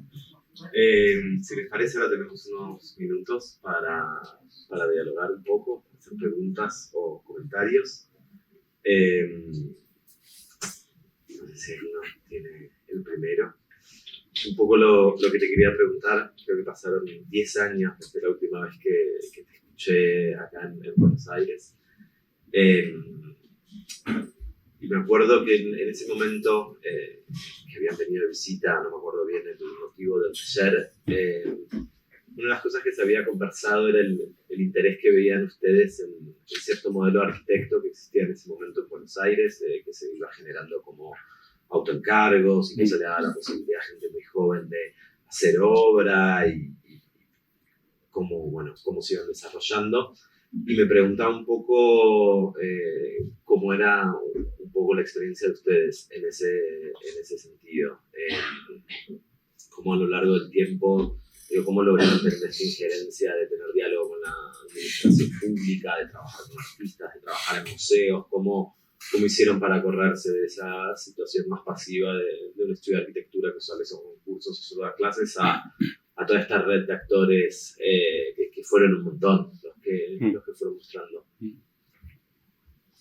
Pues eso no solo nos llamaba la atención antes, nos sigue llamando la atención, y de hecho el otro día en Nueva York salió el tema y le preguntaban a Sebastián Adamo con mucho interés, pero a ver, explícate, pero entonces, ¿de dónde sale el tiempo? Sí, te lo prometo. O sea que es algo muy singular, yo creo muy valioso, que es como fascinante, pero no tengo una respuesta porque no lo sé. Es que en realidad nosotros, por lo que sea, tenemos mucho trabajo, pero no lo generamos. O sea, no ha habido una agenda. Bueno, hay agendas de intereses, pero no hay como un proyecto estratégico. Te diría que el proyecto estratégico es no tener estrategia, o que no digo que sea bueno, digo que es como nos ha salido. O no decir a nada que no.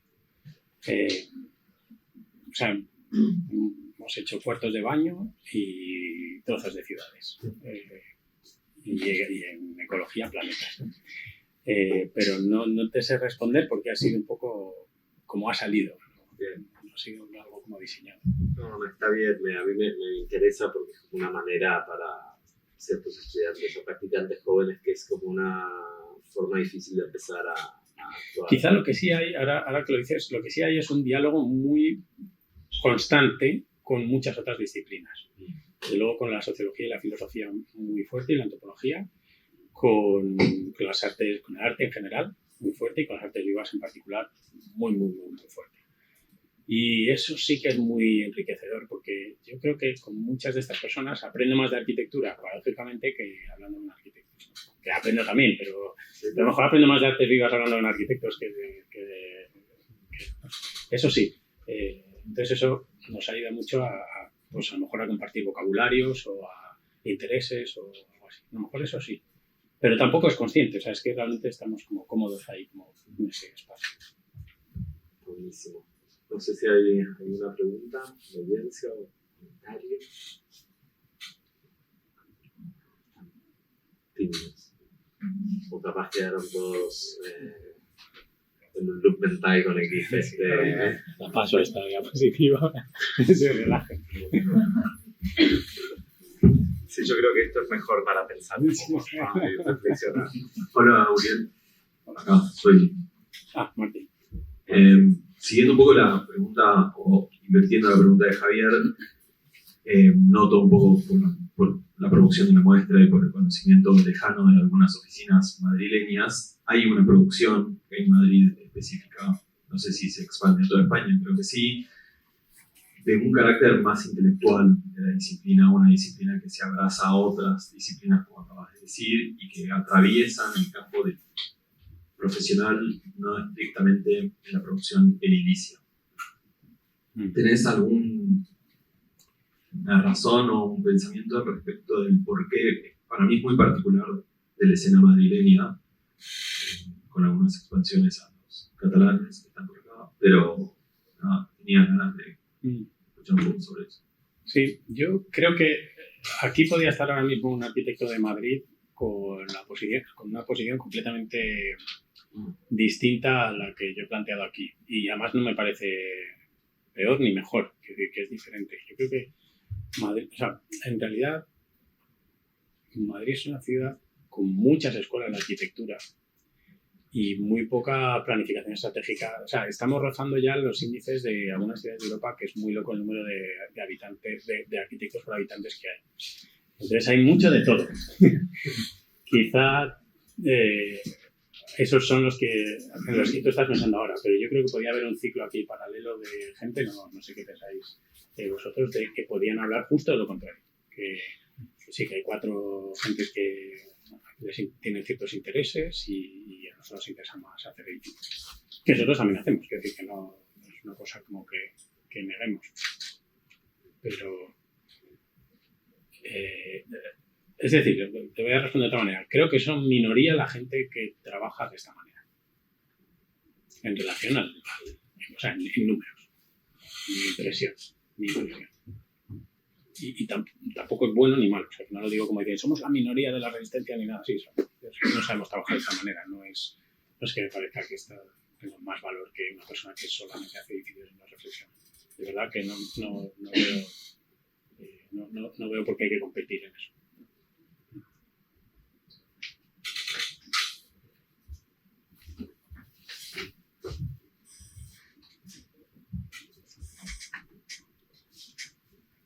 No sé si hay alguna otra pregunta o comentario. Esa también en torno un poco a la exhibición o al ciclo. No sé si lo pueden venir el lunes, pero fue bueno aprovechar muy bien que se vino de lejos para estar con nosotros un rato.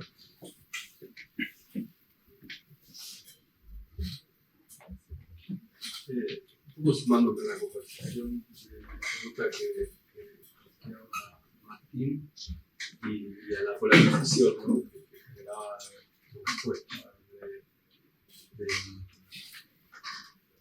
de una manera más tradicional de dar la disciplina, que es una gran mayoría que comentabas, y aquellos pocos que, como en tu presentación recién, encuentran como gritas para ampliar el alcance de la arquitectura, ¿no? En tu presentación, cada vez que te escucho, que tengo la posibilidad de leer tus textos, siempre hay como algo que me gusta de leerlo, de escucharte, realmente que siento que se corre un borde, ¿no? Como en esta misma presentación aparecían nuevos escenarios que quizás no están dentro de los protocolos tradicionales de trabajo de un arquitecto, nuevos actores, nuevas escalas, ¿no? Y que por lo que podía ver en tu presentación, todo eso tenía, a mi parecer, un impacto directo en la producción arquitectónica del estudio. O sea, mi intuición es que este desplazamiento de actores y ampliación de escenarios, etc., tiene una vinculación directa en el territorio tradicional de la arquitectura. O sea, que dentro de mi punto de vista genera forma, por decirlo de alguna manera. Sin embargo, en la presentación no aparecía la palabra, aparecían los edificios, ¿no? Aparecían unas secciones alucinantes, aparecían estas instalaciones con una claridad formal brutal, ¿no? Como pirámides, neveras que eran cubos flotando, en fin.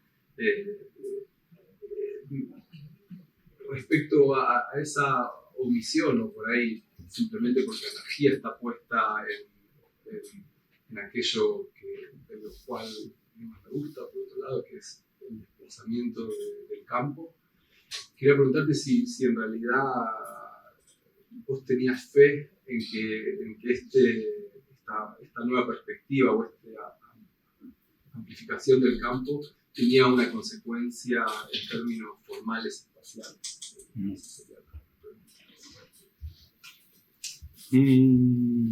Pues muy buena pregunta. y la tendría que pensar un poco, pero improviso y supongo que seguiremos esta conversación.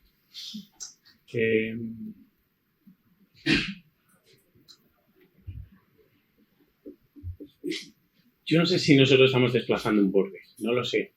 Lo que sí tengo la sensación es que el mundo está cambiando muy rápido. Lo que sería raro es que cambie el mundo y no cambie sus arquitecturas, porque las arquitecturas no son contenedores que soportan el mundo, son articuladores de relaciones, ¿no? Como tantas otras cosas. Entonces, yo creo que nosotros nos sentimos muy interpelados a ciertos cambios que están pasando. Algunos nos acercamos como intuición, como cuando empezamos a ver que el trabajo del Cantelham para mí estaba operando en lo que estaba por venir. Nunca me podía imaginar que iba a pasar el COVID, pero sí puedo decir, aquí hay un campo de interés fundamental, que por otro lado, cada uno de estos temas son súper clásicos. O sea, el tema de los microorganismos es Hausmann, en realidad, si lo piensas. O sea, Hausmann son arquitecturas que confinan procesos microbianos para que deje de haber todas esas epidemias, etc. O sea, que en realidad son temas clásicos. Y yo he hablado de urbanismo, de detalles constructivos, de... ¿qué otra cosa? No sé. O sea, quiero decir que son conceptos como clásicos, ¿no? Bueno, entonces esa sería la primera respuesta. La primera respuesta sería que creo que la sociedad está cambiando y nosotros participamos de la sociedad. No sé si movemos o sea, que... La segunda, en respecto a si eso tiene una implicación formal, es una pregunta difícil de responder porque depende de lo que tú estés diciendo por implicación formal. O sea, si lo que estás pensando es que cada uno de los cambios tiene que tener una materialización diferente, yo creo que ahí le estás otorgando a la arquitectura un papel que descuenta parte de sus capacidades. Porque no digo que sea lo que tú estás haciendo, digo que si te colocaras en esa posición. ¿Por qué? Porque estarías colocando la arquitectura como una especie de operación, o sea, estarías pensando desde las lógicas de la representación. O sea, la arquitectura representa esos cambios y la formaliza, es como el cambio preexiste a la arquitectura y entonces la arquitectura responde y representa. Si lo estamos pensando desde ahí, digo, las lógicas de la representación están cuestiones desde hace mucho tiempo, no hace falta que dé yo la explicación, ya está. O sea, para mí creo que es más complejo el problema. O sea, o respondiendo directamente, a veces que sí, a veces que no, porque no tiene que ver con eso. Yo creo que lo que tiene que ver es que o sea, un gran cambio de paradigma para mí potente sería introducir una aproximación a la disciplina desde una dimensión ecológica. Y cuando hablo de ecológica no estoy llevándolo a un plano moral, no estoy diciendo salvemos al oso panda. O no solo, vamos, que porque el oso panda hay que salvarlo. No estoy hablando de eso. Hablar de ecología significa hablar de redes de relaciones, o sea, significa cambiar las ontologías. Entonces, las ontologías modernas con las que nosotros hemos sido educados son ontologías que objetualizan el mundo. Sujeto, objeto, naturaleza, cultura, el afuera está ahí afuera, ¿no? Y son ontologías que además tienen su topología política muy clara, asignada. Permiten desplegar procesos coloniales de una manera muy directa. En el momento que objetualizas un suelo, en lugar de considerarlo un espacio vivo, lo puedes extraer, puedes implementar procesos activistas, etc., etc. Es decir, que esas formas de plantearlo, que no asumían un paradigma ecológico, un paradigma ecológico, esta especie de despliegue relacional, no nos son suficientes, no nos valen. O sea, se nos han quedado anticuadas. Las gramáticas y los vocabularios nos han quedado anticuados para eso. Para asumir el desafío que significa comprender el mundo ecológicamente. Entonces, comprender el mundo ecológicamente no es una misión moral, no es como, no es que eres mejor. No, es que son ontologías contemporáneas que están comprendiendo que el mundo toda la vida ha funcionado ecológicamente, no es ahora, es que ha sido así, es que hemos operado con otras lógicas. Entonces, las lógicas ecológicas son relacionales. Bueno, por no enrollarnos mucho, directamente diría que lo que implicará un cambio es en otra arquitectura, que no es necesariamente la arquitectura de lo que tradicionalmente hemos llamado forma arquitectónica, sino la arquitectura de la red. ¿Vale?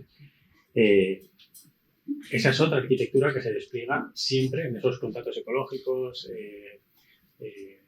cosmopolitics, contact zones o portales ecosistémicos, como lo quieras llamar. ¿Vale? En todos esos procesos se están desplegando relaciones. Y eso genera una arquitectónica que, por supuesto, es contigua. más o menos contingente, más o menos provisional. O sea, no es estable, no, puede tener una estabilidad, es durable, pero no es estable. Y entonces, esas arquitecturas, desde la arquitectura tradicional, también se intervienen. Eso es lo que intentamos explicar en el contrato ecológico. Por lo tanto, los cambios que se producirán serán en esas arquitecturas y algunas de ellas, como resultado, tendrán una transformación en el espacio. Pero, por ejemplo, la idea de urbanismo fantasma para mí me ha cambiado la manera de entender cómo operamos en la ciudad, porque hay operaciones que aparentemente no hacen nada y que lo cambian todo. O, por ejemplo, COVID.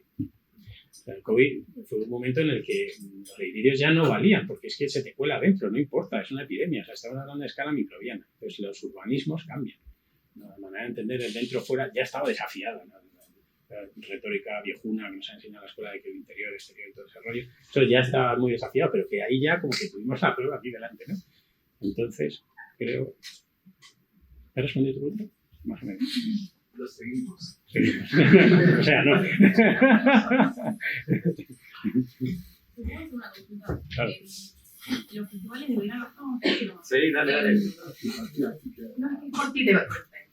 ¿Cómo se financia el festival de verano? No me acuerdo, se llama Villas de Verano. Veranos de la Villa. Sí, gracias. Es un programa público, el dinero del Ayuntamiento de Madrid. Bueno, hay ciertos acuerdos, pero ahí me pillas. O sea, si te interesa, te puedo hacer la consulta concreta. No sé si hay patrocinios o cosas así, ahí ya no me acuerdo bien. Pero en general es un presupuesto del Ayuntamiento de Madrid. Quería hacerte una última pregunta. Vamos a pasar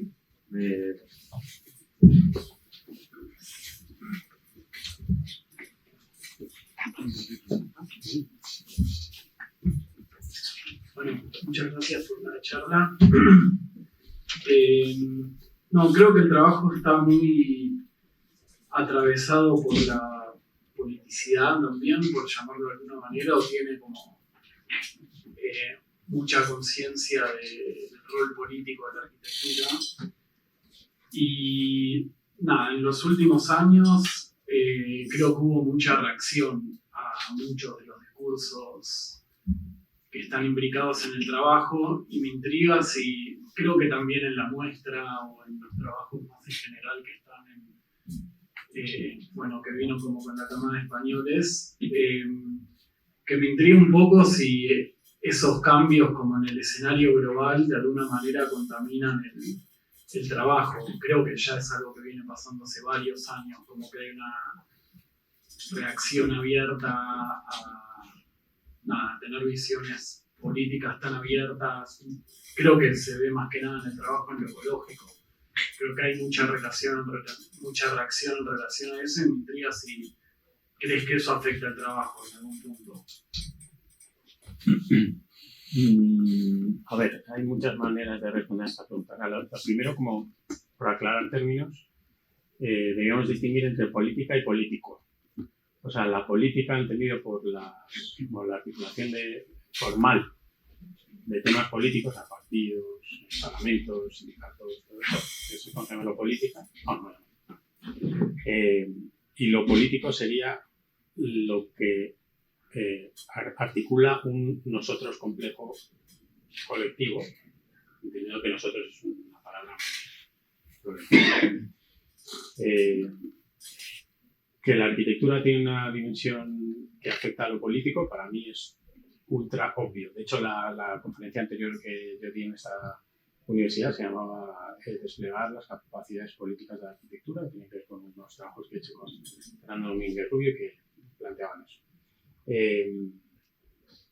Respecto a si afecta la política a lo político, yo creo que la política afecta a todo, no a la arquitectura y no a tus agendas, sino a todo. Entonces, obviamente, no hay, o sea, sí, la respuesta es sí. Pero diría que igual que la manera en la que hemos heredado las herramientas que tienen que ver con arquitectura y política, o mejor dicho, igual que tenemos que actualizar nuestros vocabularios y gramáticas para abordar problemas complejos como la ecología, también seguramente tiene que pasar con la arquitectura, ¿no?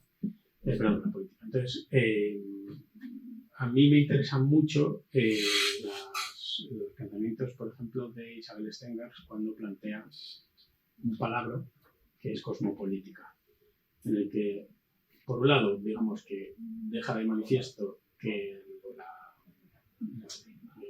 la política, o que cualquier acción política, entendemos política así en un sentido clásico y simplificado, serían interacciones entre humanos, tiene necesariamente impactos en un cosmos que implican más que humanos, y viceversa, que las relaciones de naturaleza no existen nunca si no están vinculadas con lo que hemos llamado tradicionalmente cultura. O sea, es como una operación como de significar con el lenguaje claramente que la separación naturaleza-cultura es artificioso. Entonces, yo creo que es valioso porque cambiando esos vocabularios, también el objetivo cambia mucho, ¿no? Que ya, por lo menos en el texto de la propuesta cosmopolítica lo plantea como programa, ¿no? Quizá debemos cambiar de qué es las cosas, qué son las cosas y cómo deben ser, ¿no? Con los lenguajes como clásicos de la prescripción y la denotación, para instalarse más en problematizar, no en resolver el problema, sino en problematizar. Entonces, desde ese punto de vista, a mí me interesa la política, obviamente, como a todos, pero me interesa mucho ampliarlo a la cosmopolítica. Sí, por ahí también lo pensábamos en relación a si lo que hay que hacer es radicalizar estas visiones y justamente intencionar esta manera cosmopolítica de incluir a eso a través de estas posiciones,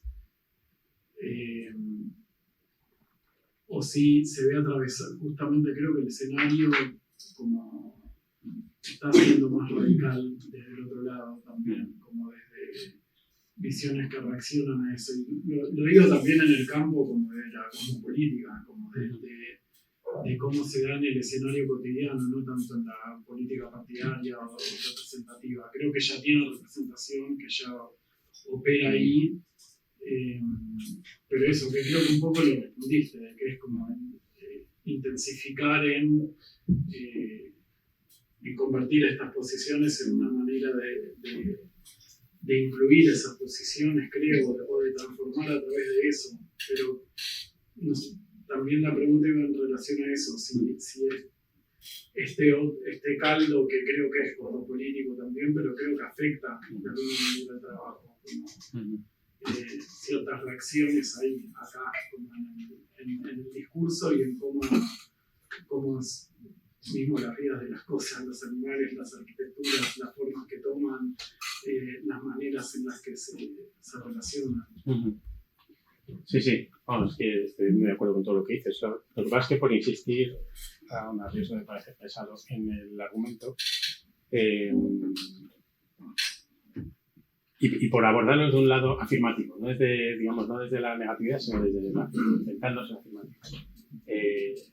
Digamos, del lado que sea, del lado como político, creo que espacios como este, o sea, la universidad, es un lugar en el que hay que hacer experimentos para ver cómo se articula eso.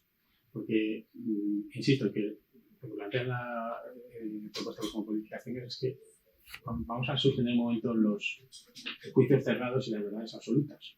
Ya llegaremos a un momento que quizá todavía no tenemos el problema construido. Eso es muy bonito, pero a mí tiene una implicación muy fuerte para la arquitectura, porque la arquitectura no solo tiene que construir soluciones, también tiene que construir los problemas. Creo que esta muestra, por ejemplo, está muy alineada en ese sentido. Vale, entonces, me he salido de lo que iba a decir. Sí, entonces, digamos que no daría por sentado que pensar de una manera ecológica es aplicarlo y ya está, porque no es tan fácil. O sea, no es tan fácil que dar voz a los más humanos, los humanos, los otros humanos, como lo quieras llamar, no es tan evidente. O sea, son ejercicios de ventriloquia política que son complejos de hacer. O sea, que puedes estar como asumiendo dándole la vuelta, doble vuelta a la cosa y colocándote una posición todavía más antropocéntrica en el momento que tú suplantas la voz de un otro que ni siquiera tiene palabra, ¿no? Cosas así. Entonces, son experimentos complejos que yo creo que la universidad es uno de los lugares para hacer esos ensayos. Los testeos y eso.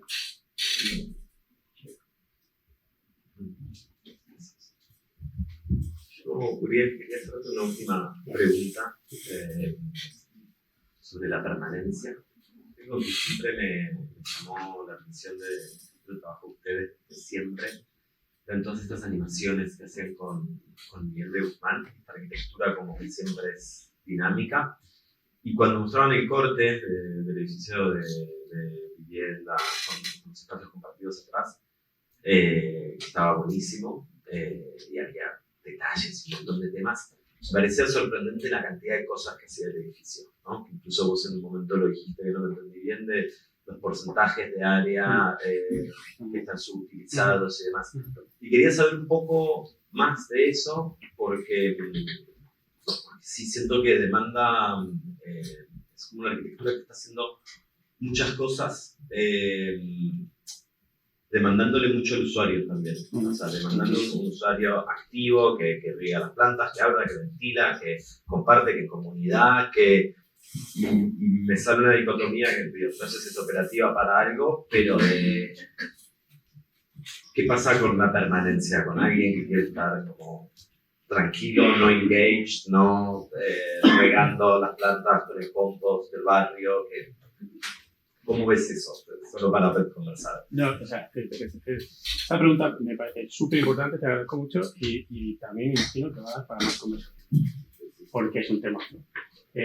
Porque me lo acuerdo mucho de las viviendas también, sí. ¿no? De esta vivienda como lúdica, de que sí. Puede ser de una manera que se abre. Sí, es una crítica que nos ha hecho mucho en todas las viviendas. O sea, a nosotros nos ha interesado mucho las viviendas transformables. Bueno, también. O sea, nuestras agendas son muy intempestivas, porque hay gente que no sabe cómo quiere vivir o quiere vivir de muchas maneras o tiene que compartir muchos espacios o lo que sea. Pero bueno, después de directo a tu pregunta, dos espacios domésticos. Filosóficamente no hace falta que sea no. directamente. Es que me interpela totalmente el pregunta.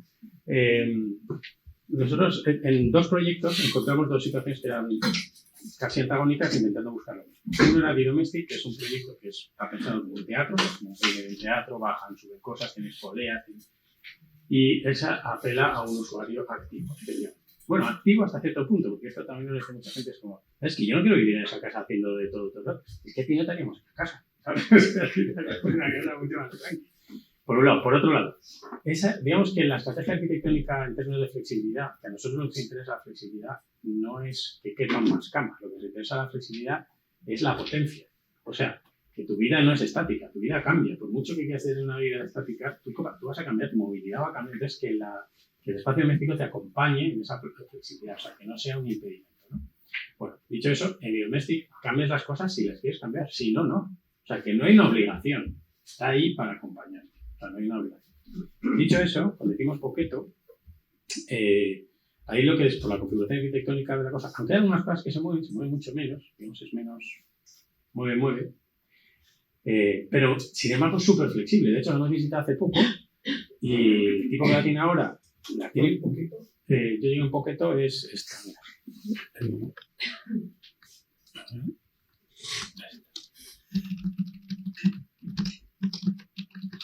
Esta es Bidomestic, esta que tiene trampillas, poleas y tal, y estas Poquetos. La tiene de una manera totalmente distinta como yo me la esperaba, y sin embargo está increíble, ¿no? Entonces, ahí había como dos maneras de hacer en la escala doméstica, que es, por un lado, la primera es que todo cambie para que todo cambie, para que todo pueda cambiar. La segunda es que nada cambie para que todo pueda cambiar. Esto para mí fue como un descubrimiento práctico sin querer. Pero de repente se nos pusieron delante los dos espacios y fue como, ¡oh! ¡Ostras! Que es verdad. Que tiene mucho que ver, por ejemplo, con los espacios de...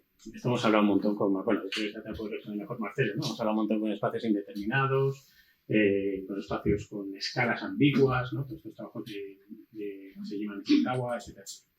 Vale, eso por un lado. Escala de edificio. Es que eso es un temazo. Porque aquí tenemos los dos polos en ese edificio que no solo hay dos habitaciones para recibir, estos son espacios de trabajo. No son viviendas. Pero, digamos que las reuniones son equipos muy grandes, con las visitas de 20 personas, y entonces los ingenieros se empiezan a domotizarlo todo. Entonces, aparte que ganan más, siempre te dicen, pero espérate, es que el toldo va a responder al rayo de sol exactamente a la hora que toca, tal, no sé qué, entonces no te hace nada y nunca te va a entrar un kilovatio de más, por lo tanto el suelo refrescante siempre va a poder hacer. O sea, siempre está, o sea, control absoluto, cero para el usuario. De hecho, el usuario en sus cálculos introduce un factor de indeterminación porque es impredecible. O siempre hay alguien que, joder, que yo soy friolero y, ¿sabes? Te tocaba ventilar cruzado y me toca la cosa. O sea, que es un temazo, no te digo, o sea, que es un temazo. Hasta dónde llegas es algo que se está definiendo sobre la marcha. Y además creo que las dos partes tienen razón. O sea, ¿por qué vas a forzar? O sea, yo creo que lo que hay detrás de tu pregunta es, ojo, que hay un jacobinismo, ecojacobinismo, por decir así, de prescriptores moralistas que te señalan con el dedo obligándote a reciclar el no sé qué, ¿no? Entonces, es peligrosísima esa posición. Ya lo hemos dicho, o sea, esa posición. Entonces, ¿cómo estamos trabajando nosotros en proyectos de este tipo? Desde una doble dimensión. Uno sería la selección, es decir, si te digo tienes que participar en el compost, es un rollo, pero, por ejemplo, el otro día visité una asociación de compostaje colectivo de Hortaleza, y lo que yo pensaba que era un rollo no es fascinante. Y hacen la paella del compostaje, y entonces, mientras comes con los vecinos, no sé qué, estás haciendo el cribado con los niños tocan insectos, que ahora, ¿sabes? Porque todos los patios ecológicos están con hormigón armado, entonces, ahí no, ¿sabes? Anda, una araña. No, hay como, y entonces, eso sería por un lado. Uno sería la invitación en el enrolamiento, y ahí creo que el diseño tiene un papel crucial que jugar. El diseño tiene un papel fundamental en la manera de introducir deseo a situaciones cotidianas como estas, ¿no?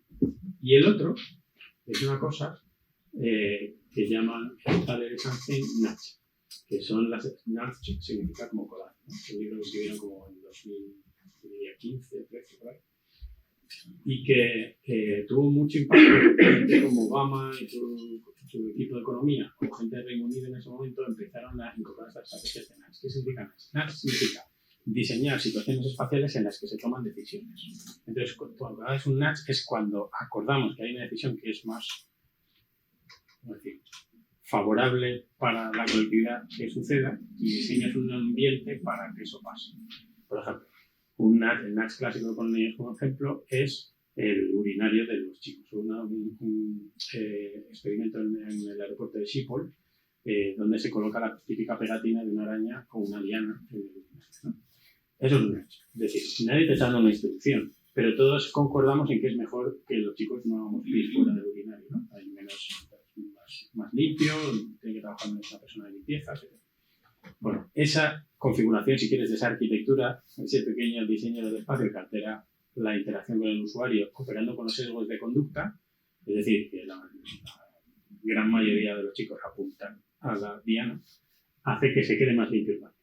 Es un tema que hay que tener un control democrático de la cosa, porque tenemos que acordar democráticamente que lo bueno es que pase, no lo puede usar para eso y lo puede usar para muchas otras cosas, como de hecho, cuando hicimos en las casas estas, esto es un nudge. Estas casas están diseñadas, no, está mal al final. Bueno, cuando hicimos Insider, ese apartamento que cambia de color en función del consumo, eso es un nudge. Y ese artefacto, de hecho, ahora todo esto funciona por móvil, pero ese, por los pero esto, ¿no?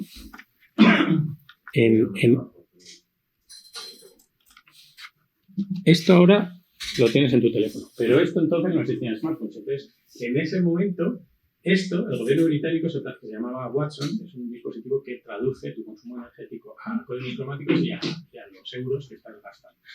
Entonces, esto combinado con otras estrategias que también son las que nosotros solemos poner en espacios domésticos, como las llaves de hotel, reducen en torno a un 30% estadísticamente el consumo de energía en espacios domésticos. Entonces, el gobierno británico dijo, esto para reducir y cumplir para reducir con las cuentas y con Europa, entonces, claro, han el lobby de las empresas de energía y que esto no lo va a ser. Pero lo plantearon regalar a cada una de las ciudades. Nosotros nos enteramos de la cosa y lo pusimos. Entonces, estas son, nudge es un corazón, es como, te has manchado aquí de mayonesa, esto es un nudge, ¿no? Pues esto es una invitación. No es una obligación, no es una prescripción, no hay un juicio, es una invitación a que eso pase. Entonces, para este tipo de cosas, en los proyectos que estamos haciendo, siempre intentamos diseñar situaciones espaciales en las que o bien sean deseables o bien, digamos, acordemos que es interesante que pase. ¿Eso quiere decir que no va a haber disidentes? No. Si no quieres reciclar, no lo vas a hacer. o por mucha arquitectura que haya, no sé cómo un comisario ecológico que no queremos detrás, pues no vamos. Pero esa es la manera en la que lo vamos a abordar. Pero además me parece que es legítimo, o sea, la persona que no quiere cambiar su cara. Es una decisión. Bueno, buenísimo. Muy bien. Muchas gracias por tu tiempo, por tu conferencia. Gracias a todos por venir.